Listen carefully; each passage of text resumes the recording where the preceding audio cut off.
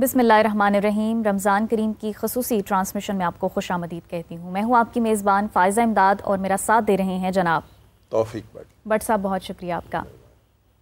आज 15वां रोज़ा है नाज़रीन, और यौम विलादत बासादत इमाम हसन मुज्तबा सलामुल्लाह अलैह भी है। आप गुलशन ज़हरा वली के फूल हैं और शबीह रसूल हैं। आप उम्मत मुस्लिमा के लिए वहदत और मोहब्बत की अलामत हैं। तो आज हम अपने मेहमान स्कॉलर से इंशाअल्लाह ताला आपके फ़ज़ाइल के ऊपर भी गुफ्तगू करेंगे, जानेंगे। और भट्ट साहब, कल हमने एक गुफ्तगू का सिलसिला शुरू किया था दीनी तालीम की अहमियत और फ़जीलत के हवाले से। उसमें उलमा का किरदार, रियासत की ज़िम्मेदारियाँ भी डिस्कस हुई, लेकिन एक गैप, एक कमी सी हमें महसूस हुई कि हमारे साथ जो है वो रियासत का कोई नुमाइंदा मौजूद नहीं था, और रियासत की ज़िम्मेदारियों पर बहुत सारे हमें जो है वो लूप होल्स भी देखने को मिले। तो इंशाअल्लाह ताला आज हमें रियासत का भी एक नुमाइंदा ज्वाइन करेंगे और उनसे भी जो है वो गुफ्तगू करेंगे, और अपने मेहमान स्कॉलर से भी जो है वो इसके ऊपर मज़ीद जानने की कोशिश करेंगे। तो मैं चाहूँगी आप ज़रा तारुफ करा दें। हाफिज़ मोहम्मद इमरान साहब हमारे साथ मौजूद हैं। कल भी बहुत कुछ सीखा हमने आपसे, बहुत दर्द दिल से आपने गुफ्तगू की। बिल्कुल बिल्कुल, बहुत ज़रूरी था, बहुत ही मज़ा आया।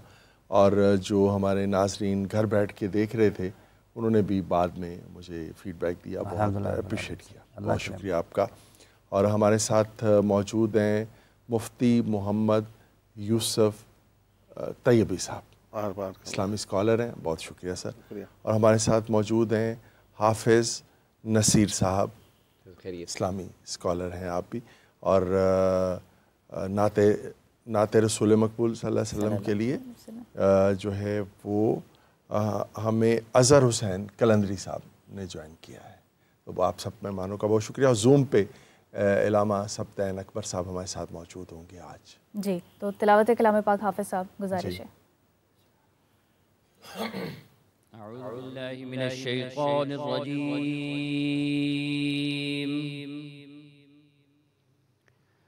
बिस्मिल्लाहिर रहमानिर रहीम।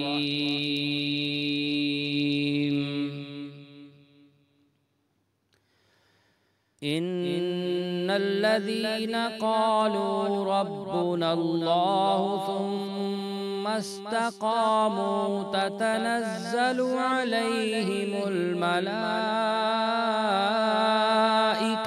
अल्ला तख़ाफ़ू वला तहज़नू व अबशिरू बिल जन्नह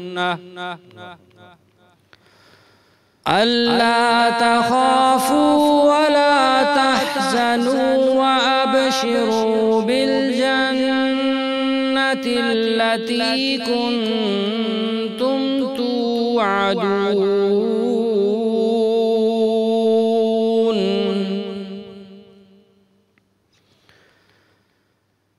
नहनु औलियाउकुम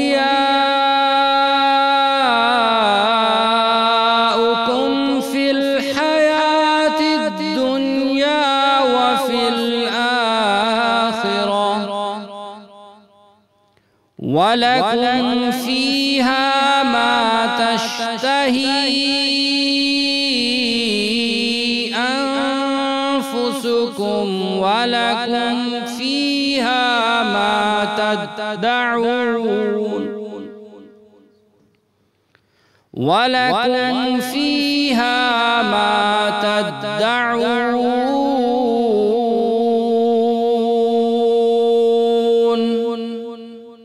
नुज़ुलन मिन गफूरिर रहीम।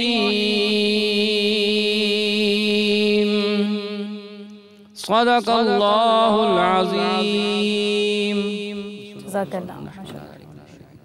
कलंदरी साहब, नाते रसूल मकबूल सल्लल्लाहु अलैहि वसल्लम।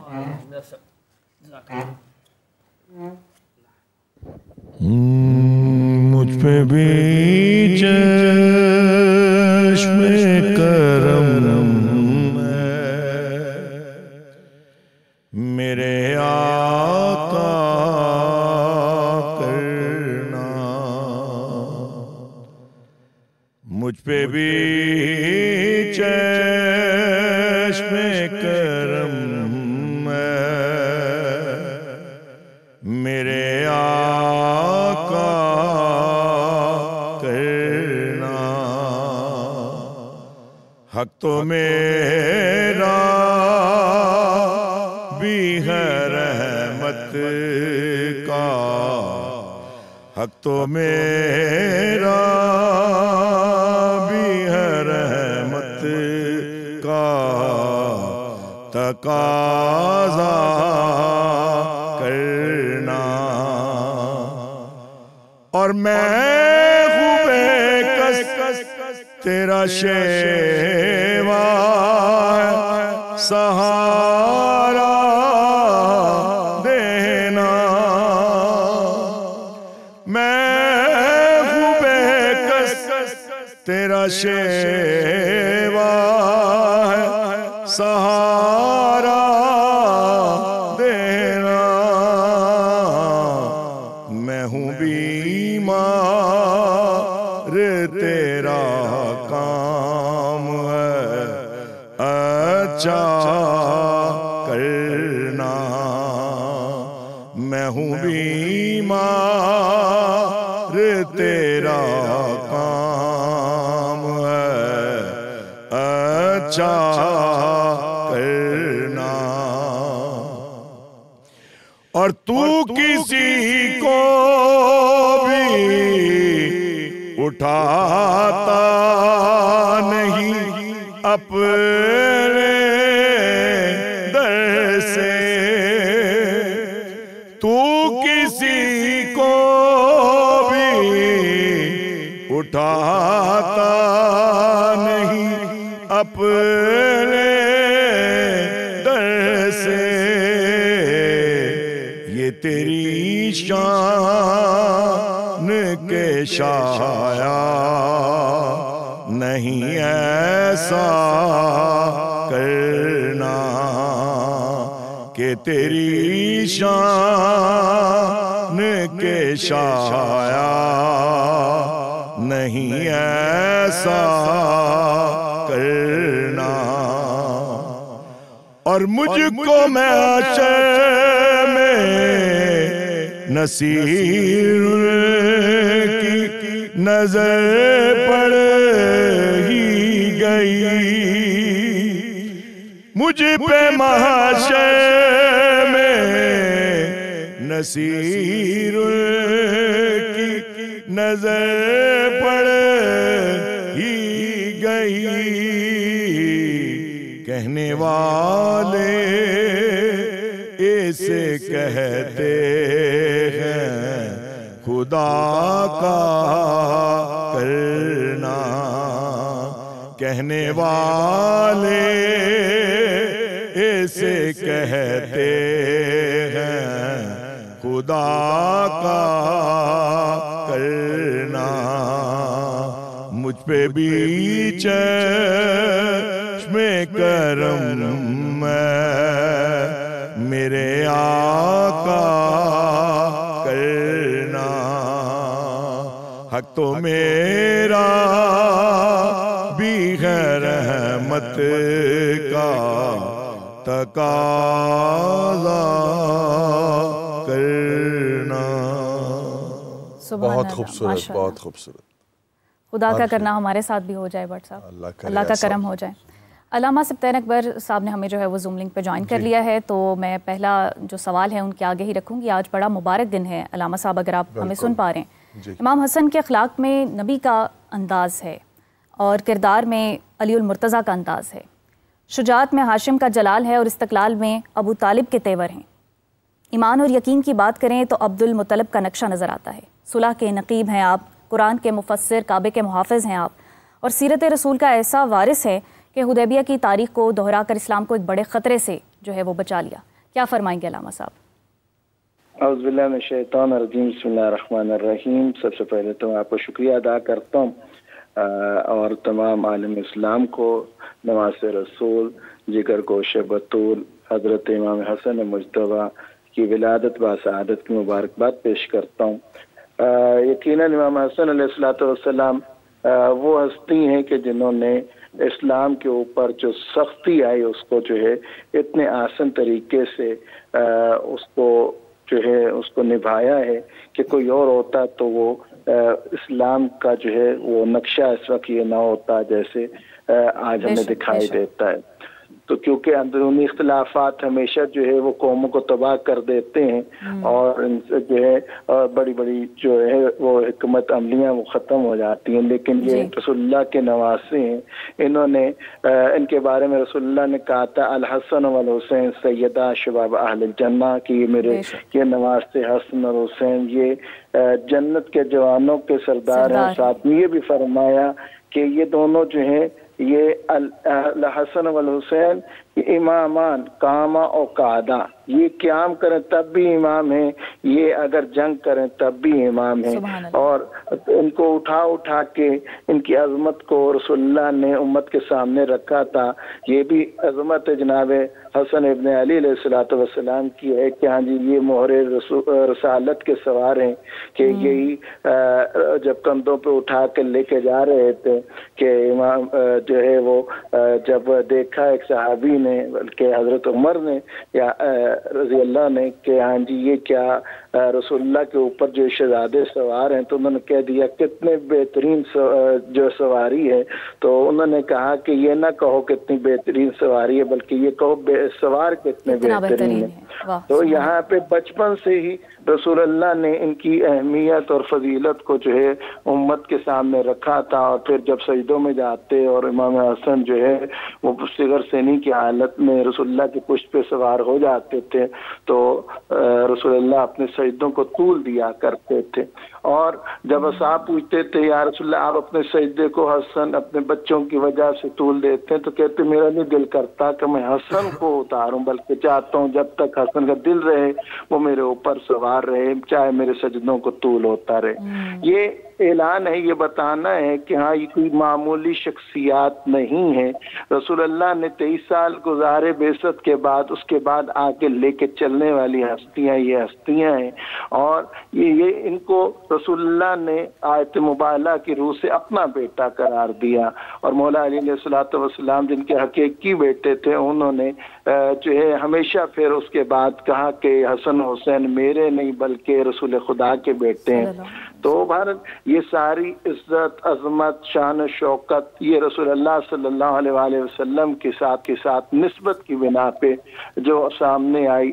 اور انہوں نے پھر جوانی بھی گزاری تو اسی دین کی حفاظت کی خاطر گزاری. اور پھر جب امت پہ مسئلہ آیا، کیونکہ یہ بہت کم لوگ جانتے ہیں کہ خلفائے راشدین میں جو جن پہ اجماع امت ہے ہر کوئی شیعہ سنی جو مانتا ہے وہ 5ویں خلیفۃ المسلمین جو ہے وہ امام حسن علیہ الصلوۃ والسلام ہے کہ مولا امیر المومنین علی ابن ابی طالب علیہ الصلوۃ والسلام جب اس دنیا سے گئے ان کی شہادت ہوئی تو 40,000 افراد نے اسی وقت امام کے ہاتھوں پہ بیعت کی تھی. اور اس کے بعد یہ سلسلہ جو ہے بہت جلدی لاکھوں تک پہنچا.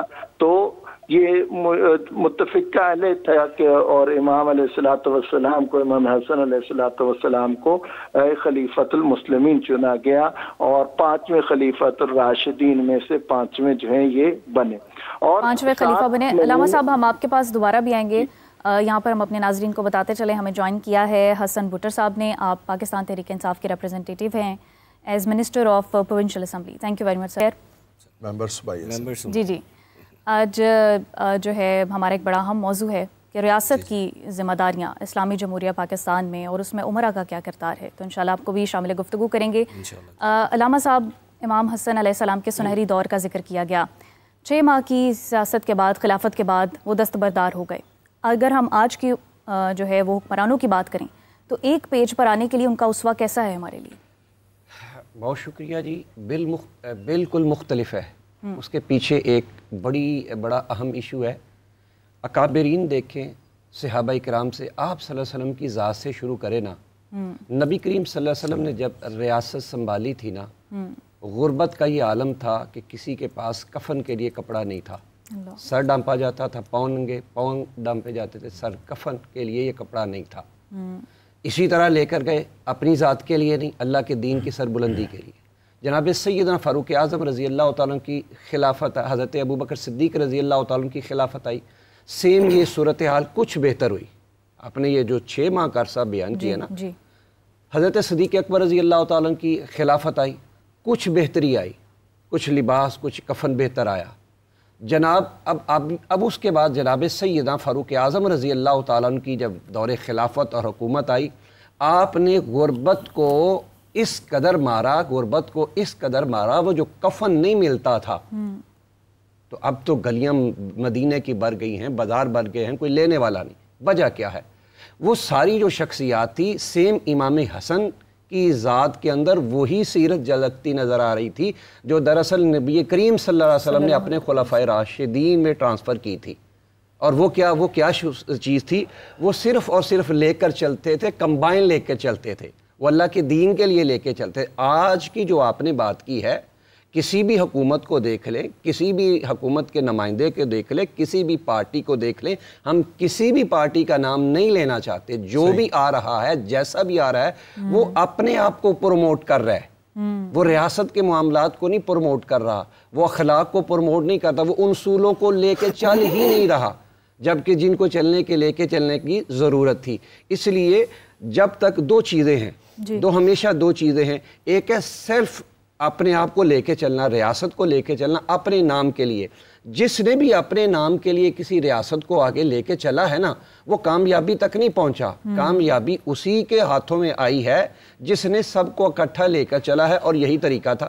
اور اسی کی صورت میں تو حضرت امام حسن رضی اللہ تعالیٰ عنہ نے بھی فرما دیا تھا کہ بجائے وہ ریاست جس کا قیام آپ صلی اللہ علیہ وسلم نے خلفائے راشدین نے دیا، اور اگر کسی نے تانا دیا، کسی نے بات کی کہ دین کے اندر یہ معاملات بگڑ رہے ہیں، انہوں نے فوراً وڈرا کر کے حضرت امیر معاویہ رضی اللہ تعالیٰ کی بارگاہ میں پیش کیا، جی اگر آپ بہتر سمجھتے ہیں تو آپ اس کو پک کر لیں۔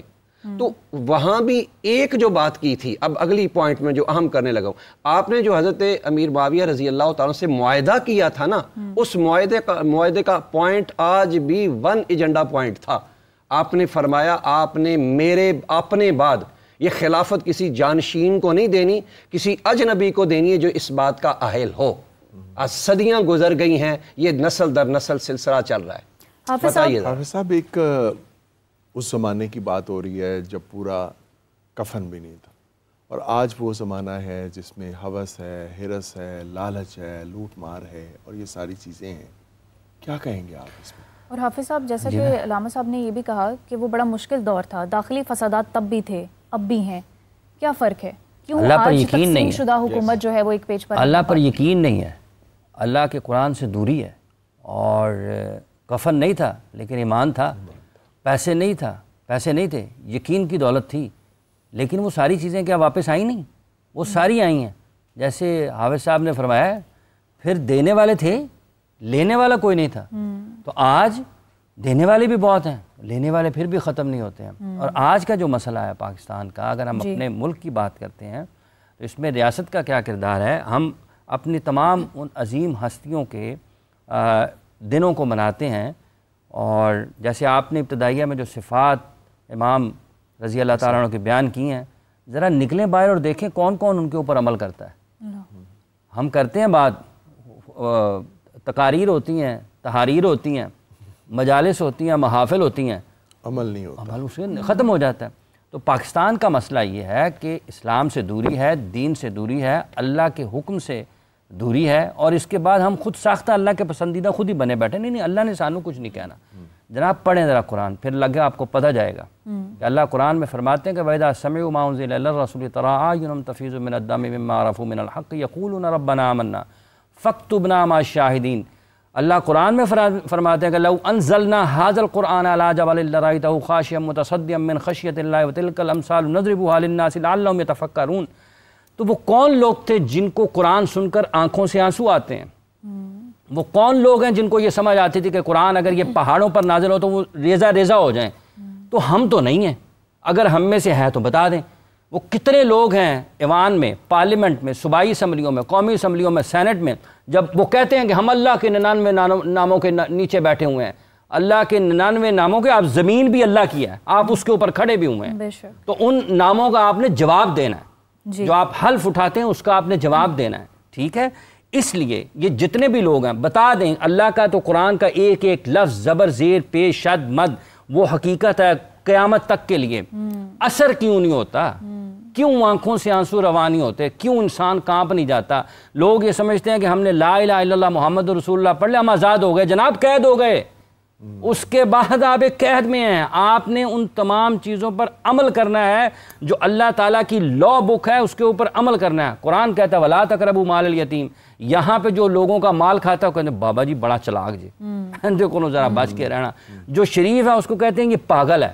ٹھیک ہے, تو جب آپ جس دور کی بات کر رہے ہیں اس میں انسانوں کو انسان کو پرکھنے کا معیار کیا تھا جی, ٹھیک ہے. آج انسان کے پرکھنے کا معیار کیا ہے؟ آج جو جتنا جھوٹ بولتا ہے, جتنا شر پھیلاتا ہے, جس کے پاس جتنی طاقت ہے, وہ طاقت غلط ہے یا درست ہے؟ دونوں صورتوں میں. ٹھیک ہے, عمومی طور پر آپ کو غلط اور ناجائز ذریعے سے ملی ہوئی نظر آتی ہے.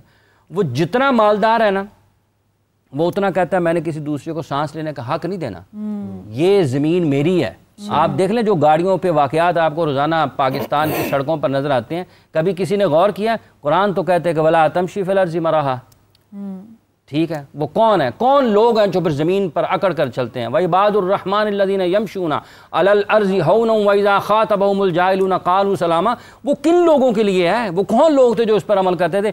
حضرت کے صاحب ہم تو نہیں کرتے ہیں, اور اس کے باوجود ہم کہتے ہیں نہیں اللہ تعالیٰ ہمیں بخش دیں گے. اللہ تعالیٰ نے سریع الحساب بھی ہے. ٹھیک ہے, اللہ نے آپ سے حساب بھی لینا ہے. یہ آنکھ جو دیکھنے کے لیے دی ہے اس نے جواب دینا ہے. دیکھا کیا؟ یہ زبان جو اللہ نے بولنے کے لیے دی ہے اس نے جواب دینا ہے کہ اس وقت بند تھی, تالے تو نہیں لگے ہوئے تھے جب تمہارے سامنے باطل آ رہا تھا. اللہ نے تو قرآن میں فرمایا وَقُلْ جَاءَ الْحَقُّ وَزَهَقَ الْبَاطِلُ إِنَّ الْبَاطِلَ كَانَ زَهُوقًا. کس حق کی بات کرتے ہیں, کس باطل کی بات کرتے ہیں؟ یہاں تو زبانوں پہ تالے ہیں. آنکھیں جو اگر کہیں سچ کی بات ہو رہی ہے اس کو نہیں میں نہیں کر سکتا یار, یہ ہلکی ہلکی میٹھی میٹھی بات کر دیں, پتہ نہیں میری نوکری چلی جائے گی, صاحب ناراض ہو جائے گا. ٹھیک ہے, اور صاحب بھی کہتا ہے میرے سامنے کوئی بولے, جرت اس کی یہ اوقات, کوئی میرے سامنے بات کرے گا نوکری سے نکال دوں گا, میں تمہارے خلاف تحریک عدم اعتماد آ جائے گی, پارٹی سے نکال دوں گا, ملازمت سے نکال دوں گا, بینک سے فارغ کر دوں گا. کوئی پروفیسر اچھی بات کرے نکالو اس کو محکمے سے. مفتی صاحب, حافظ صاحب نے بہت جو ہے نا وہ توجہ طلب مسائل جو ہیں وہ بیان کیے ہیں. اگر ہم اپنے خلفائے راشدین کا دور دیکھیں, امام حسن مجتبیٰ کا جیسا کہ آج دن بھی ہے, ان کے دور کی بات بھی کریں تو اس وقت کے حکمرانوں میں اور آج کے حکمرانوں میں کیا فرق آپ دیکھتے ہیں؟ کیونکہ مسائل تب بھی یہی تھے, آج بھی یہی تھے. بسم اللہ الرحمن الرحیم. حافظ صاحب کی بات یہ ہے کہ وہ باتیں نہیں کر سکتے جو کرنی چاہیے. ہمارے پاس نوکری تو نہیں ہے مگر اس کے باوجود ہزار چیزیں سوچنی پڑتی ہیں. میں اگر آپ میری بات مکمل سنیں تو میں ایک بالکل ایسی بات کروں گا جو آپ نے نہیں سنی ہوگی. مہنگائی اس وقت سب سے بڑا ایشو ہے نا جی. اس وقت وہ لوگ صدقہ لے کے جاتے تھے تو لینے والا کوئی نہیں تھا. مسئلہ اس کا یہ ہے اسلام نے جو مارکیٹنگ ہے نا, مارکیٹ کی 3 قسمیں ہوتی ہیں. ایک ہوتی ہے بارٹر سسٹم, سامان سے سامان. ایک ہوتی ہے کوموڈیٹی مارکیٹ, پیسے سے سامان. ایک ہوتی ہے منی مارکیٹ, پیسے سے پیسہ. صحیح, ٹھیک ہے. اچھا حافظ صاحب, اگر آپ 1 کروڑ روپیہ لے کر نکلیں ڈالر لینے کے لیے تو کتنے ہاتھ استعمال ہوں گے؟ کافی سارے ہوں گے جی.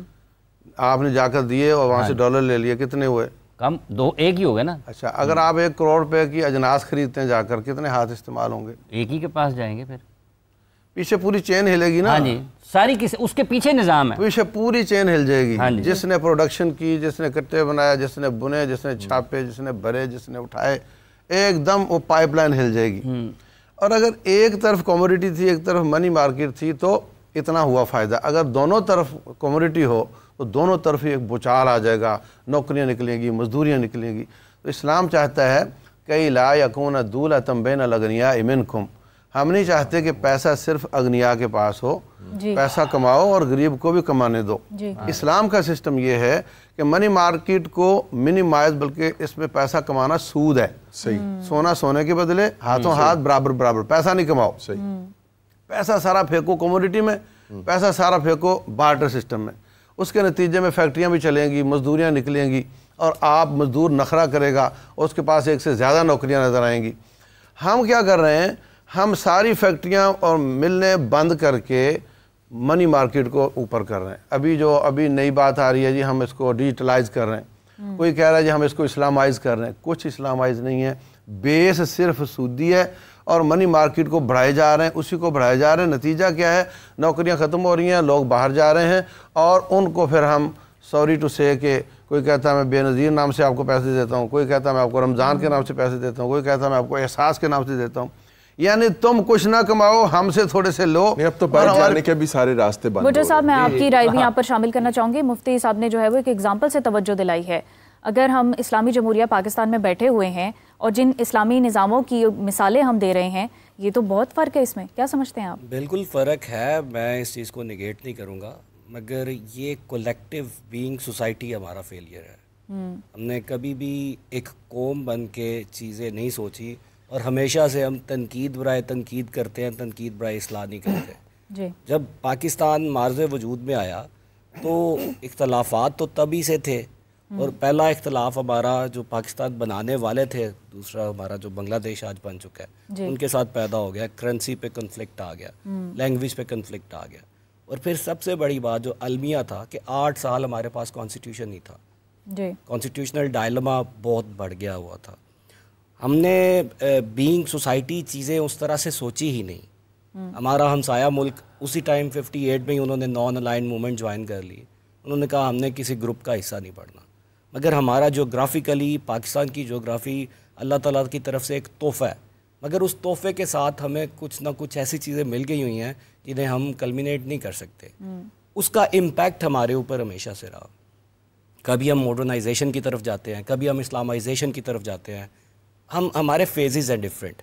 تو ابھی تنقید جائز ہے کہ پولیٹیشنز جو ہوتے ہیں یا حکمران چلیں، آپ پرٹیکولرلی نام لے لیں حکمرانوں کا، آپ صاحب نے بھی بات کی، اس میں حکمرانوں کے ساتھ ساتھ علماء کا بھی بہت بڑا ایک کردار ہے. جی بالکل ہے. ہمارا سب سے بڑا فیلئر میں یہ سمجھتا ہوں، وہ جو بات کر رہے تھے کہ قرآن سنتے ہوئے ہم روتے کیوں نہیں. ہمیں قرآن سمجھ ہی نہیں آتا. ہمیں قرآن ترجمے کے ساتھ پتہ ہو تو ہم روئیں. میں اپنی مثال دیتا ہوں. سوری ٹو سے بٹر صاحب، ہم جن کی بات کر رہے ہیں نا، اور حافظ صاحب نے بھی کل اس طرف اشارہ کیا تھا کہ وہ جب گورنر ہوتے تھے نا تو وہ جمعے کے خطبے بھی دیا کرتے تھے. آج کل ہمارے حکمران، ہمارے وزراء جو ہیں، سوری ٹو سے، نہ انہیں بسم اللہ کا مطلب پتہ ہے، نہ انہیں جو ہے وہ کلمات آتے ہیں، سورہ فاتحہ بھی نہیں معلوم بسم اللہ کل شریف تک نہیں آتی. تو یہ جو بات آپ نے کی کہ کبھی ہمارا جو ٹرینڈ ہے وہ ماڈرنائزیشن کی طرف ہوتا ہے، کبھی اسلامائزیشن کی طرف ہوتا ہے، تو یہ لے کسی وجہ سے نہیں ہے. نہیں بالکل. دیکھیں 5 انگلیاں برابر نہیں ہوتی. میں فرسٹ ٹائم میں ممبر اسمبلی الیکٹ ہوں. آج کی اسمبلی میں جس میں 60% یوتھ بیٹھی ہوئی ہے اور 60% پڑھے لکھے لوگ ہیں، اور جو پرانی اسمبلیز ہیں ان میں بڑا فرق ہے. آپ ابھی کا تقابلی جائزہ اگر پچھلیوں کے ساتھ کریں تو آپ کو ایک واضح فرق نظر آئے گا. پہلے کیا ہوتا تھا، ایک بیوروکریسی جو ہماری ہوتی ہے، میں آپ کو ٹولز بتاتا ہوں. ہمارے پاس اسمبلی کے ڈفرینٹ ٹولز ہوتے ہیں. Being a chairman of standing committee for sports and youth affairs, ہم اکثر میٹنگز کنڈکٹ کرتے ہیں. جی. تو ہمارا جو ٹرینڈ تھا نا کہ یہ تھا کہ وہ بیوروکریسی آتی تھی، وہ اچھی انگریزی کے الفاظ اور خمازہ بول کے وہ چلے جاتے تھے اور بیچارے پولیٹیشین سنتے رہتے تھے. آج وہ دور نہیں ہے. اگر آپ آج کی بات کریں، میں پہلے حافظ صاحب کی بات کر دوں. میں عمرے پہ تھا تو اب مجھے عربی اس طرح سے نہیں آتی فلوئنسی جس طرح آنی چاہیے. کچھ چیزوں کا مطلب سمجھ آتا ہے. ادھر سدیش صاحب نے تلاوت کی تو میں بھی رویا. مطلب اثر علماء کے اندر بھی تو چاہیے. ہماری سوسائٹی میں سب سے بڑا کردار معلم کا ہے. ہم معلم کی طرف دیکھتے ہیں، مطلب جو ہمارے معاشرے کو ایک ڈائریکشن دیتا ہے. جو ہمارا ٹیچر ہے وہ اصل میں معلم ہے. وہاں سے غلطیاں شروع ہوتی ہیں اور پھر ہمارے تک آتی ہے. میں بات کروں گا، ابھی بات انہوں نے ایک اور کی تھی کہ کفن والی بات، اور بعد میں صدقہ دینے والے لوگ نہیں ملتے تھے. کووڈ کی اگزامپل ہے. بٹ صاحب میں گجرانوالہ سے ہوں، اور ہمارا جو گاؤں ہے وہ تقریباً 15ویں صدی سے معرض وجود میں آیا ہوا ہے، اور بڑے امیر لوگ ہیں اس میں. تو میں کووڈ کے دنوں میں اپنے ڈیرے پہ بیٹھا ہوا تھا تو ایک سموسوں والا میرے پاس آیا. مجھے اس نے کہا جو صاحب میں کبھی آپ کو کہا تو نہیں ہے، مجھے 10,000 روپیہ ادھارا چاہیے. میں نے کہا ٹھیک ہے دے دے. تو میں کہا ہوا کیا ہے؟ کہتا ہے میں نے فلانے سے بھی مانگ لیا، فلانے سے بھی مانگ لیا، اب کوئی نہیں دے رہا. تو میرا تو سرکل ایسا ہے کہ روز کا روز میں کما کے اپنی فیملی کو بھی کھلاتا ہوں اور اگلے دن کا سودا سلف لے کے آتا ہوں. صحیح. میں خدا کی قسم میں ساری رات اضطراب کا شکار رہا کہ اس جیسے کتنے لوگ ہوں گے جو بیچاری اس کمپسری کی حالت میں سے گزر رہے ہیں. اور میں نے صرف ایک چیز سوچی کہ اللہ نے مجھے پوچھنا ہے کہ تم لوگ اس گاؤں کے والی وارث تھے، تم لوگوں کا حق ہے. یہ وہی مفتی صاحب والی بات ہے. جی میں نے مطلب میرے اس ٹائم آئی فون کے لیے میں نے کچھ پیسے رکھے ہوئے تھے. تو میں نے اگلے دن ہی نا میں نے کال کر کے وہ راشن منگوا کے تقسیم کرنا سٹارٹ کر دیا. میرے سے پہلے واللہ کسی نے سٹارٹ نہیں کیا تھا, مگر اس کا امپیکٹ یہ پڑا کہ مجھے دیکھتے دیکھتے ایسا ہو گیا کہ وہ 35-40 ہزار آبادی میں واقعی ہمیں بعد میں راشن لینے والا نہیں ملا. ایک گاؤں کی اگزامپل دے رہا ہوں. یہ ہم سیٹ کر سکتے ہیں اپنے پورے شہر کے اندر, اور اس طرح پھر پاکستان میں بھی. ہمارے اپنے کردار, ہمارے جو اپنے ایکٹس ہوتے ہیں نا, وہ ہر چیز کو ڈیفائن کرتے ہیں. میں جو بولتا ہوں, جو میں کرتا ہوں, پہنتا ہوں, میں اپنی بات کر سکتا ہوں نا. مثال دیتا ہوں کہ جہیز ایک لعنت ہے, ہم کہتے ہیں. میرا کام ہے کہ میری شادی ہو تو میں جہیز نہ لوں اور سوسائٹی کے لیے ایک میسج سیٹ کر سکوں.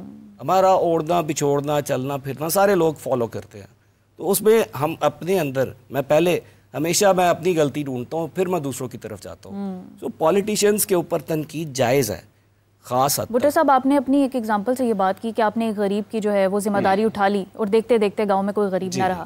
لیکن ہم اس کو سارے حکمرانوں کے لیے انڈیویجولائز نہیں کر سکتے. اس کی ریزن یہ ہے کہ ہم اپنے ملک میں دیکھتے ہیں لاکھوں کروڑوں غریب ہیں, ان کا ذمہ کوئی اٹھانے والا نہیں ہے.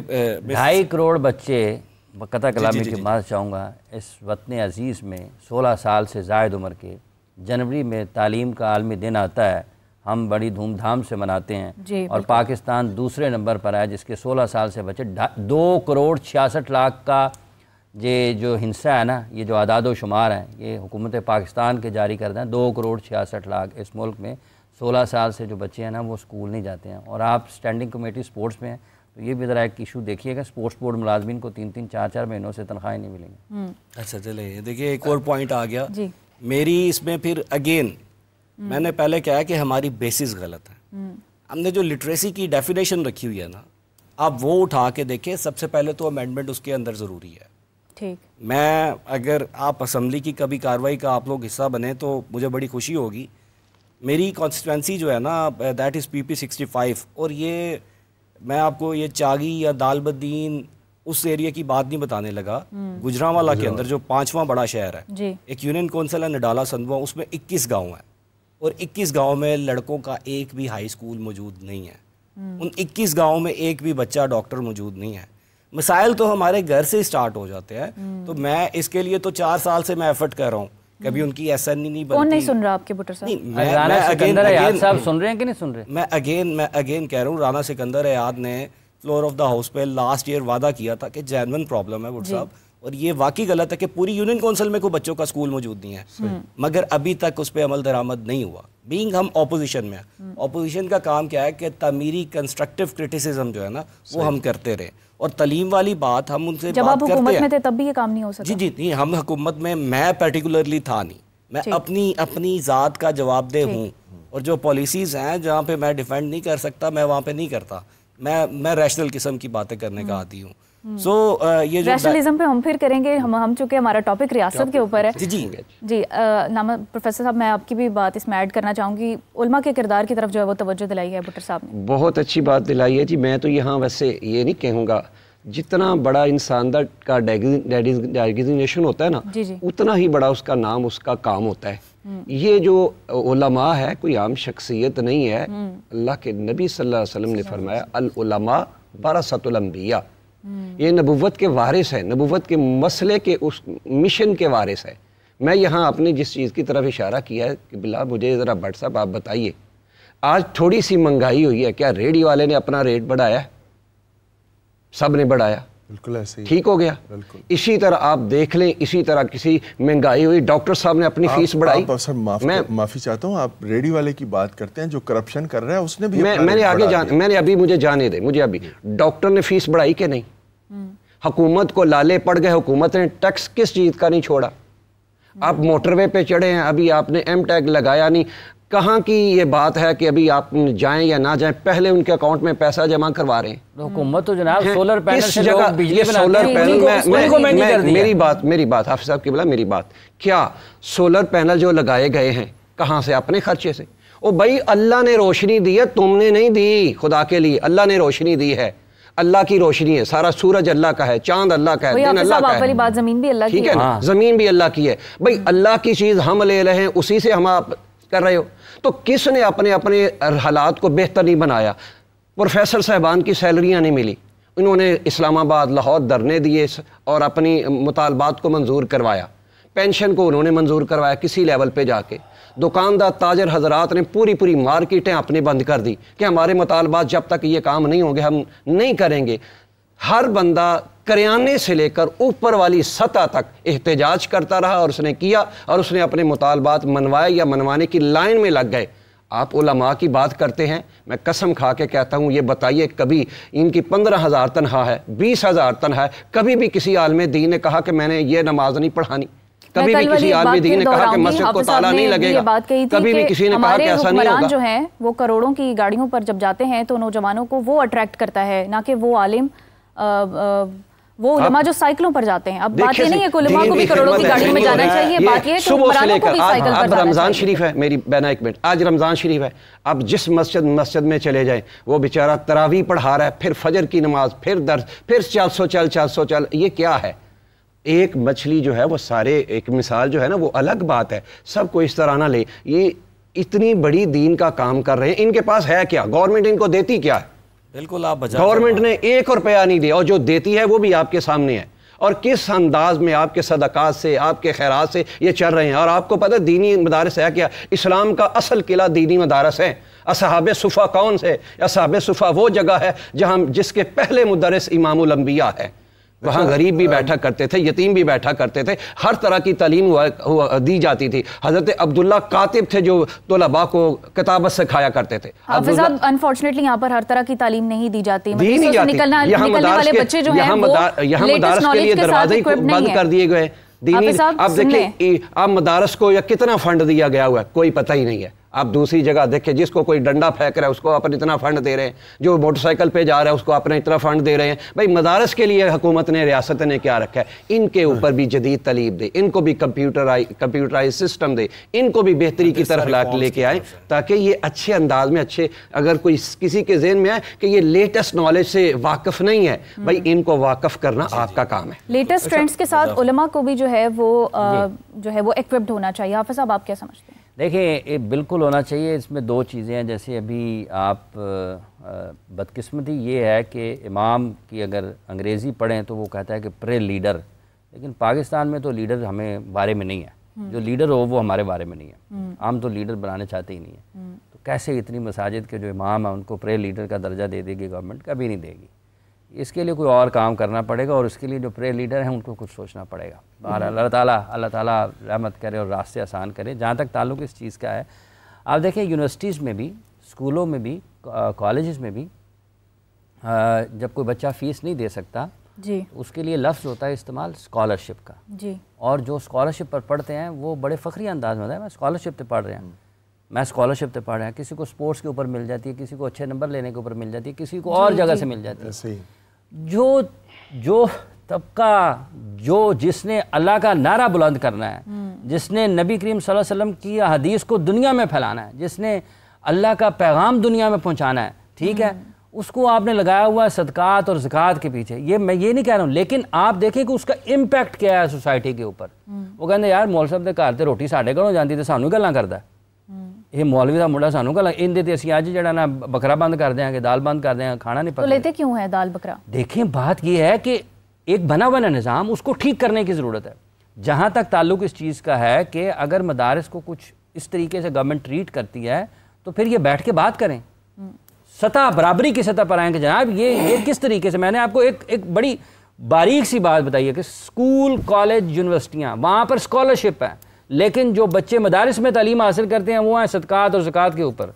तो ये निज़ाम किसने ठीक करना है? रियासत ने ठीक करना है। जो मदारिस, जो मुदर्रिस हैं, जो बड़े हैं, इन्होंने खड़े होना है गवर्नमेंट के, हुकूमत के सामने के जनाब ये आप हमारे साथ कर क्या रहे हैं? हाफिज़ साहब, उलमा के आपसी इख्तलाफ भी इसमें आड़े आते हैं? यकीनी तौर पे इसमें ये तो निहायत तकलीफदेह बात है। ये तो प्लेटफॉर्म के ऊपर डिस्कस ही नहीं की जानी चाहिए कि ये किस अंदाज में उस तकसीम ने, हाँ अब यही वजह ना, रियासत किससे फ़ायदा उठाती है? 4 मौलाना साहब एक तरफ हैं, 6 एक तरफ हैं, वो 6 को अपने साथ बैठाएंगे, सारा काम चला लेंगे।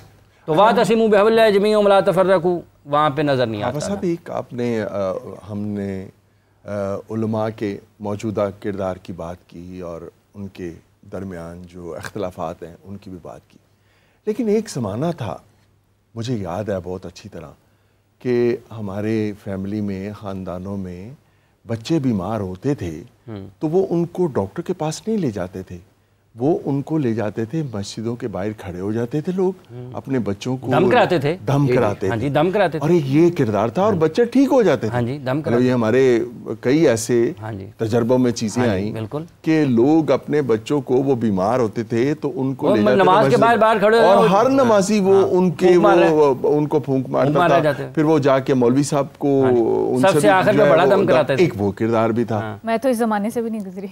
नहीं, ये तो एंड 90s तक ये रहा है, एंड 90s तक रहा है। ये दौर फितना फसाद आने से पहले ये चीजें थी सारी देहाती इलाकों में अभी भी है। असल बात यह है कि आप उसको ऐसे से ऐसे करेंगे ना तो फिर उसके किरदार पूछेंगे कि तेरा क्या किरदार है। सही। जब तक वो डिपेंडेंट है उस वक्त तक आप कुछ अच्छी उम्मीदें नहीं लगा सकते, सीधी सी बात है। ज़रियाब साहब ने भी हमें यहाँ पर कॉल पे जो है वो ज्वाइन कर लिया है और उम्मीद है वो हमारी जो है वो साबिक़ा गुफ्तगू सुन चुके होंगे। ज़रियाब साहब, हम बात कर रहे हैं रियासत की ज़िम्मेदारियों के ऊपर। आज हम इस्लामी जमहूरिया पाकिस्तान में बैठे हुए हैं। अदालती निज़ाम की अगर बात की जाए, अदालती निज़ाम क्या आज पाकिस्तान में इस्लाम के मुताबिक है? रियासत मदीना की बात करें तो वहाँ पर काजी फिलफौर फैसले सुना दिया करते थे, यहाँ पर हम देखते हैं केसेस नस्ल दर नस्ल चलते हैं। क्या वजह है? अच्छा, इस्लाम के मुताबिक तो अदालती निज़ाम जो है होना दूर की बात है। अदालती निज़ाम तो मेरा ख्याल है अब हमारे अदालती निज़ाम के मुताबिक फिर हमें ये कहना छोड़ देना चाहिए ना कि पाकिस्तान का मतलब क्या, ला इलाहा इल्लल्लाह। जी ज़रियाब साहब। बिस्मिल्लाहिर्रहमानिर्रहीम, अस्सलाम वालेकुम। जी, मैं गुफ्तगू सुन रहा हूँ, माशाल्लाह अच्छा टॉपिक है आपका और ज़रूरी टॉपिक है ये जो कल का आपने कंटिन्यू किया। जी देखिए, कल भी हमने एक बात की थी कि जिस मुल्क की बुनियाद कलमे के ऊपर हो, जिस मुल्क का नाम इस्लामी जमहूरिया पाकिस्तान हो और वहाँ पे आपको वो उसूलियात ना मिलें जो कुरान पाक से हों, जो सुन्नत से हों, सीरत तैयबा से हों, वहाँ की बुनियाद ही जब आपसे छीन ली जाए तो फिर आप ये तवक्को नहीं करें कि यहाँ पे अदालत का निज़ाम या किसी भी चीज़ का निज़ाम, एजुकेशन का निज़ाम जो है, सिस्टम जो है वो इस्लामिक होगा। हम अपने आप को झूठी तसल्ली देने के लिए कहते हैं कि ये इस्लामी जमहूरिया पाकिस्तान है। इस्लामी जमहूरिया पाकिस्तान का मतलब तब इस्लामी जमहूरिया पाकिस्तान होगा जब यहाँ पे निज़ाम ही इस्लाम का होगा, जब शरई निज़ाम की शरई तकाज़े पूरे होंगे, तब आप इस किस्म की बातें करते अच्छे लगते हैं। अभी हम ये कह के खुश हो जाना चाहिए हमें खाली कि चले यहाँ पे कलमा गो जो है वो आज़ादी से फिर लेता है, अपनी मसाजिद बना के अपने मसालिक की के मस्जिद के बाहर लिखा होता है सिर्फ अहले हदीस के लिए, सिर्फ अहले सुन्नत के लिए जी। और इस तरह की ये जब हम सिर्फ लिख लेते हैं, ये सारा कुछ करते हैं, इस्लाम में ये सिस्टम नहीं होता। ये हम अभी शायद अल्लाह करे कि पहली सदी कंप्लीट होते ही पाकिस्तान जो है वो जैसे 1947 में हम कहते हैं कि इंडिपेंडेंट हुआ, हम इंडिपेंडेंट जितना भी हो जाए हम लिबरेट नहीं हुए, हमें लिबरेशन नहीं मिली, हम आज़ाद नहीं हुए, आज़ाद ख्याल नहीं हुए। हम अभी भी बाहर की ताकतों के ज़ेरे छाया पलते हैं, पनपते हैं। हमारा बच्चा अभी भी मकरूज पैदा होता है और मकरूज ही मर जाता है। हम जिस सिचुएशन में हैं उस सिचुएशन से हमें निकालने वाला कोई ऐसा स्टेट्समैन नहीं आया आज तक, कोई ऐसा शख्स, कोई ऐसा पर्सन, हुक्मरान नहीं आया जो नेशन बिल्डिंग के ऊपर काम करता, नेशन की कैरेक्टर बिल्डिंग पे काम करता। आज कौन सा हुक्मरान 75 सालों में, अभी 90s का आप जिक्र कर रहे थे, हम लोग वो हैं जिन्होंने पाकिस्तान की वो सिचुएशन देखी जो कोलैप्स की तरफ थी। हमारी जनरेशन की मैं बात कर रहा हूँ जो सेकंड जनरेशन ऑफ पाकिस्तान है जी।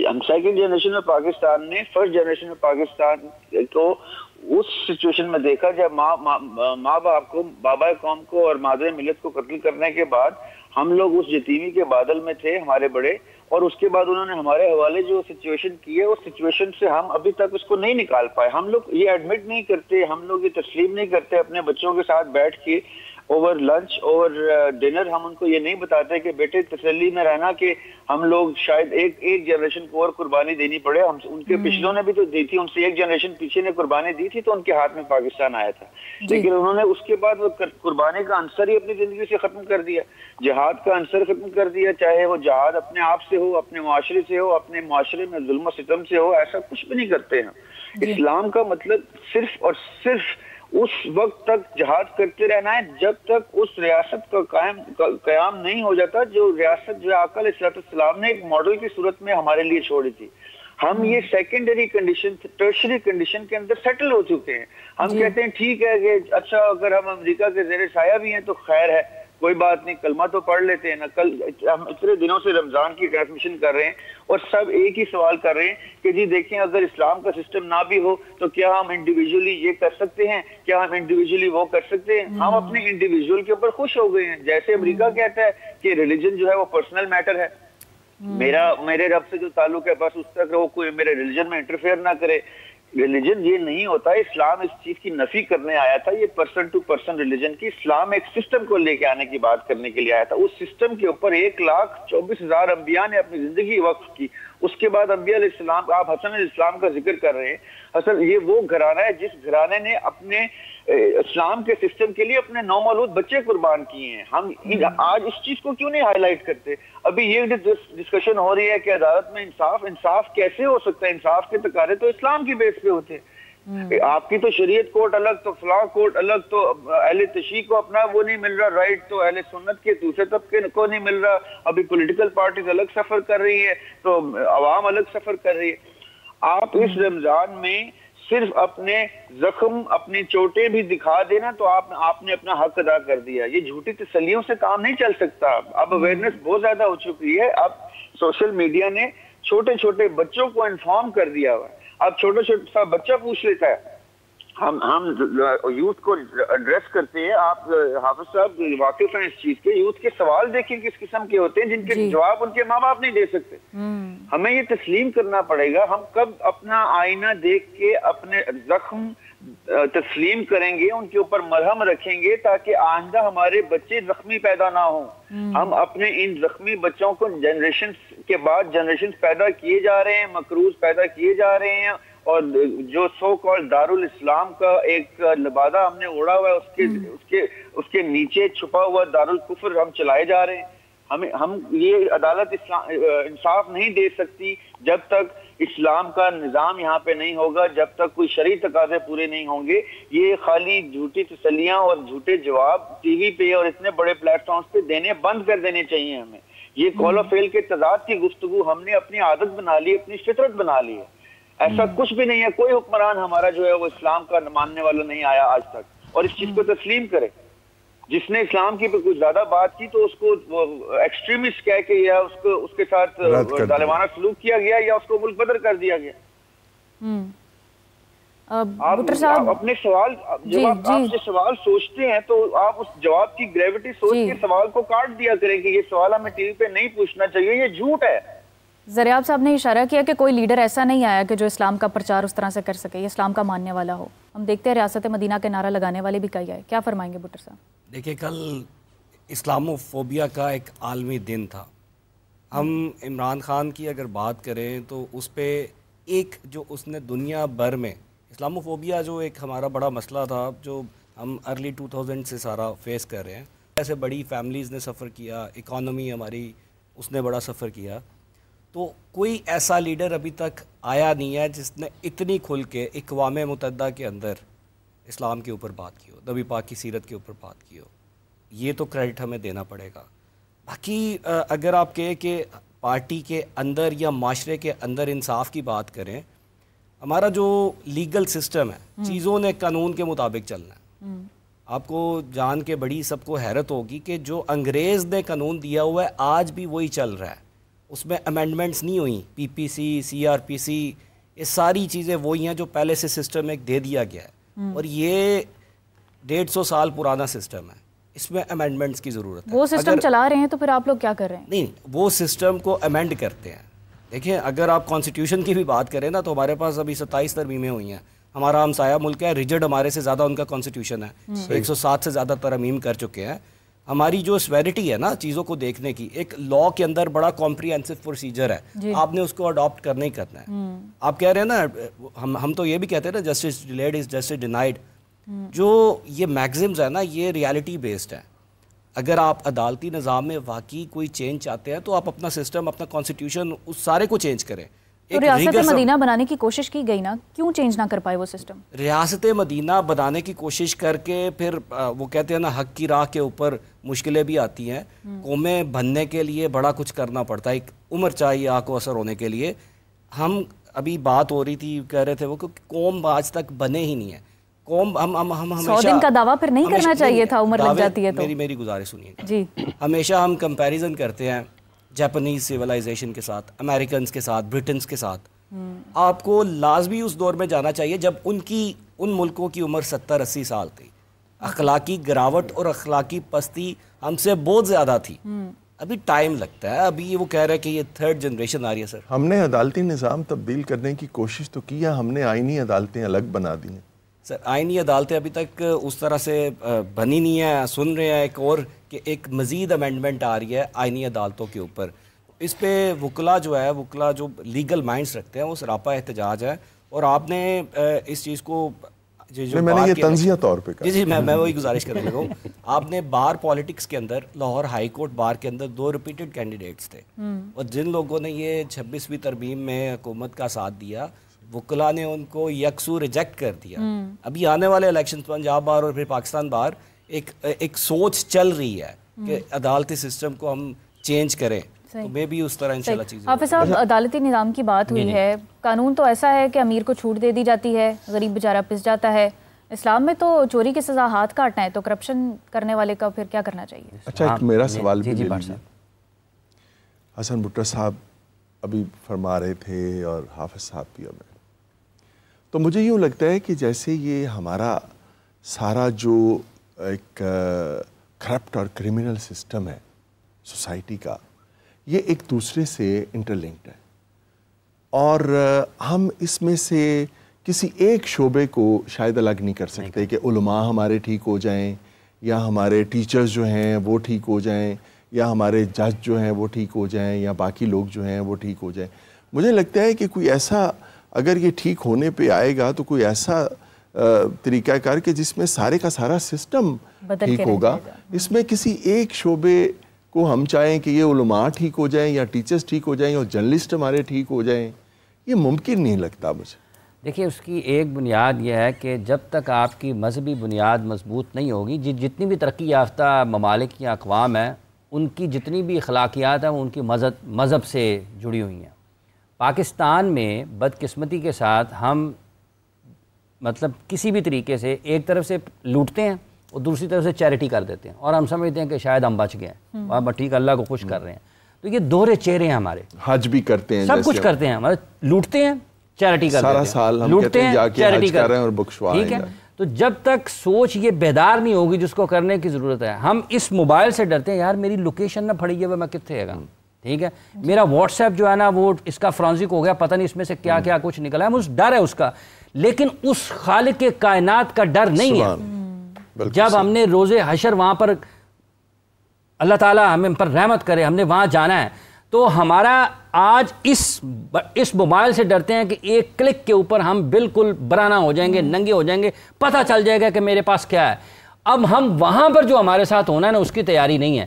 اس کی تیاری جب تک نہیں ہوگی اس وقت تک یہ خود احتسابی کا نظام جو انسان کے اندر ہے, کہ آپ کو اندر سے آواز آئے گی غلط ہے تو غلط کے اوپر آپ نے کہنا ہے نہیں, ٹھیک ہے تو ٹھیک کے اوپر کھڑے ہونا ہے. عدالتی نظام کی بات ہے, وکلاء ہیں, ججز ہیں, تو قرآن تو کہتا ہے وَأَقْسِطُوا إِنَّ اللَّهَ يُحِبُّ الْمُقْسِطِينَ. تو مجھے بتائیں, انصاف کا اللہ حکم دے رہا ہے, اور اللہ فرما رہے ہیں کہ اللہ انصاف کرنے والوں کو پسند کرتا ہے. تو اس کا مطلب یہ ہے کہ اللہ نا انصافی والوں کو پسند نہیں کرتا. تو فیصلہ کرتے ہوئے, دلائل دیتے ہوئے, صرف ججوں کے اوپر نہیں ہے, میرے اوپر اپنے گھر والوں کے بارے میں, اپنے رشتہ داروں کے بارے میں, میرے نیچے میرے ملازم ہیں ان کے بارے میں, میرے ہمسایوں کے بارے میں, میرے دوست احباب کے بارے میں, اپنے سے بڑوں کے چھوٹوں کے بارے میں, کیا میں ان اللہ اقسطو کرتا ہوں؟ تو نہیں کرتا ہوں. تو مجھے تو اپنے اس ہر عمل کا جواب دینا ہے. انسان کتنا بزدل ہے کہ خواب میں بھی ڈر جاتا ہے. خواب دنیا یہ خواب ہی تو ہے, اور کتنا بہادر ہے کہ اللہ سے نہیں ڈرتا. ہمارے ساتھ ایک کالر موجود ہیں. حافظ صاحب, میں چاہوں گی آپ کی موجودگی میں ہی جو ہے وہ کال کا جی آنسر ہو جائے. جی السلام علیکم, کون ہے, کہاں سے ہیں؟ وعلیکم السلام ورحمۃ اللہ وبرکاتہ. جی میرا نام محمد عثمان ہے اور میرا تعلق جنگ سے ہے. جی عثمان. میری بہن, میرا سوال یہ ہے کہ اگر اسلام اتحاد اور یکجہتی کا درس دیتا ہے, جی, اور قرآن میں اللہ تعالیٰ نے واضح طور پر فرمایا ہے سورہ ال عمران آیت نمبر 103 وَاعْتَصِمُوا بِحَبْلِ اللَّهِ جَمِيعًا وَلَا تَفَرَّقُوا، اور تم سب اللہ کی رسی کو مضبوطی سے تھام لو اور تفرقے میں نہ پڑو۔ تو پھر آج کے جو علماء کرام ہیں، دینی مدارس اور اسلامی تنظیمیں، وہ خود کو کسی خاص مسلک، فقی مکتب فکر یا فرقے سے کیوں جوڑتے ہیں، اور اس کے علاوہ جو مکاتب فکر ہے ان کو رد کیوں کرتے ہیں، فرقہ واریت کے خلاف کھل کر فتویٰ کیوں نہیں دیتے؟ کیا یہ خود قرآن کی مخالفت نہیں ہے؟ بہت شکریہ عثمان جی۔ حافظ صاحب جی بہت شکریہ جی، آپ کے سوال کا کوئی شک نہیں کہ قرآن پاک نے یہ واضح طور پر ارشاد فرما دیا ہے کہ وَاعْتَصِمُوا بِحَبْلِ اللَّهِ جَمِيعًا وَلَا تَفَرَّقُوا، اللہ کی رسی کو مضبوطی سے پکڑو۔ اب رسی کو مضبوطی سے کیسے پکڑنا ہے ہم نے طریقے کو نہیں دیکھا، ہر کسی نے اپنے اپنے طریقے سے اس کو دیکھا ہے۔ طریقہ وہی ہے کہ جو اللہ نے ہمیں عطا فرمایا ہے، جو رسول اللہ صلی اللہ علیہ وسلم نے ہمیں فرمایا ہے۔ اگر بھائی صرف رسی کو پکڑ لینا اور صرف پکڑ کے آپ نے اس کو یہ نہیں دیکھنا کیسے کھینچنا ہے، کتنا کھینچنا ہے، کب کھینچنا ہے، ضرورت کے مطابق تو دین نے تو واضح کہہ دیا، حضور علیہ السلام نے ارشاد فرما دیا الیوم اکملت لکم دینکم، آج میں نے تمہارے لیے دین تمہارا مکمل کر دیا اور ساری نعمتیں دے دی ہے، مکمل ہو گیا ہے، اب دین مکمل ہے، اب اس کے اندر کوئی کسی قسم کی کوئی تبدیلی کوئی اس طرح کا نہیں ہے۔ اب رہا آپ کا سوال کہ علماء کا اختلاف، میرے بھائی یہ ایسا ایشو نہیں ہے۔ دوسری بات یہ ہے کہ آپ اس کو اس انداز میں لے رہے ہیں، بہت سے فقہا کے مسائل ہیں جو الگ ہیں، بہت سے اس طرح کے دینی مسائل ہیں الگ ہیں، بہت سے عقائد کے مسائل ہیں جو الگ ہیں۔ ہاں بات کیا یہ اختلافات جو ہے صحابہ کرام کے دور میں نہیں ہوتا رہا؟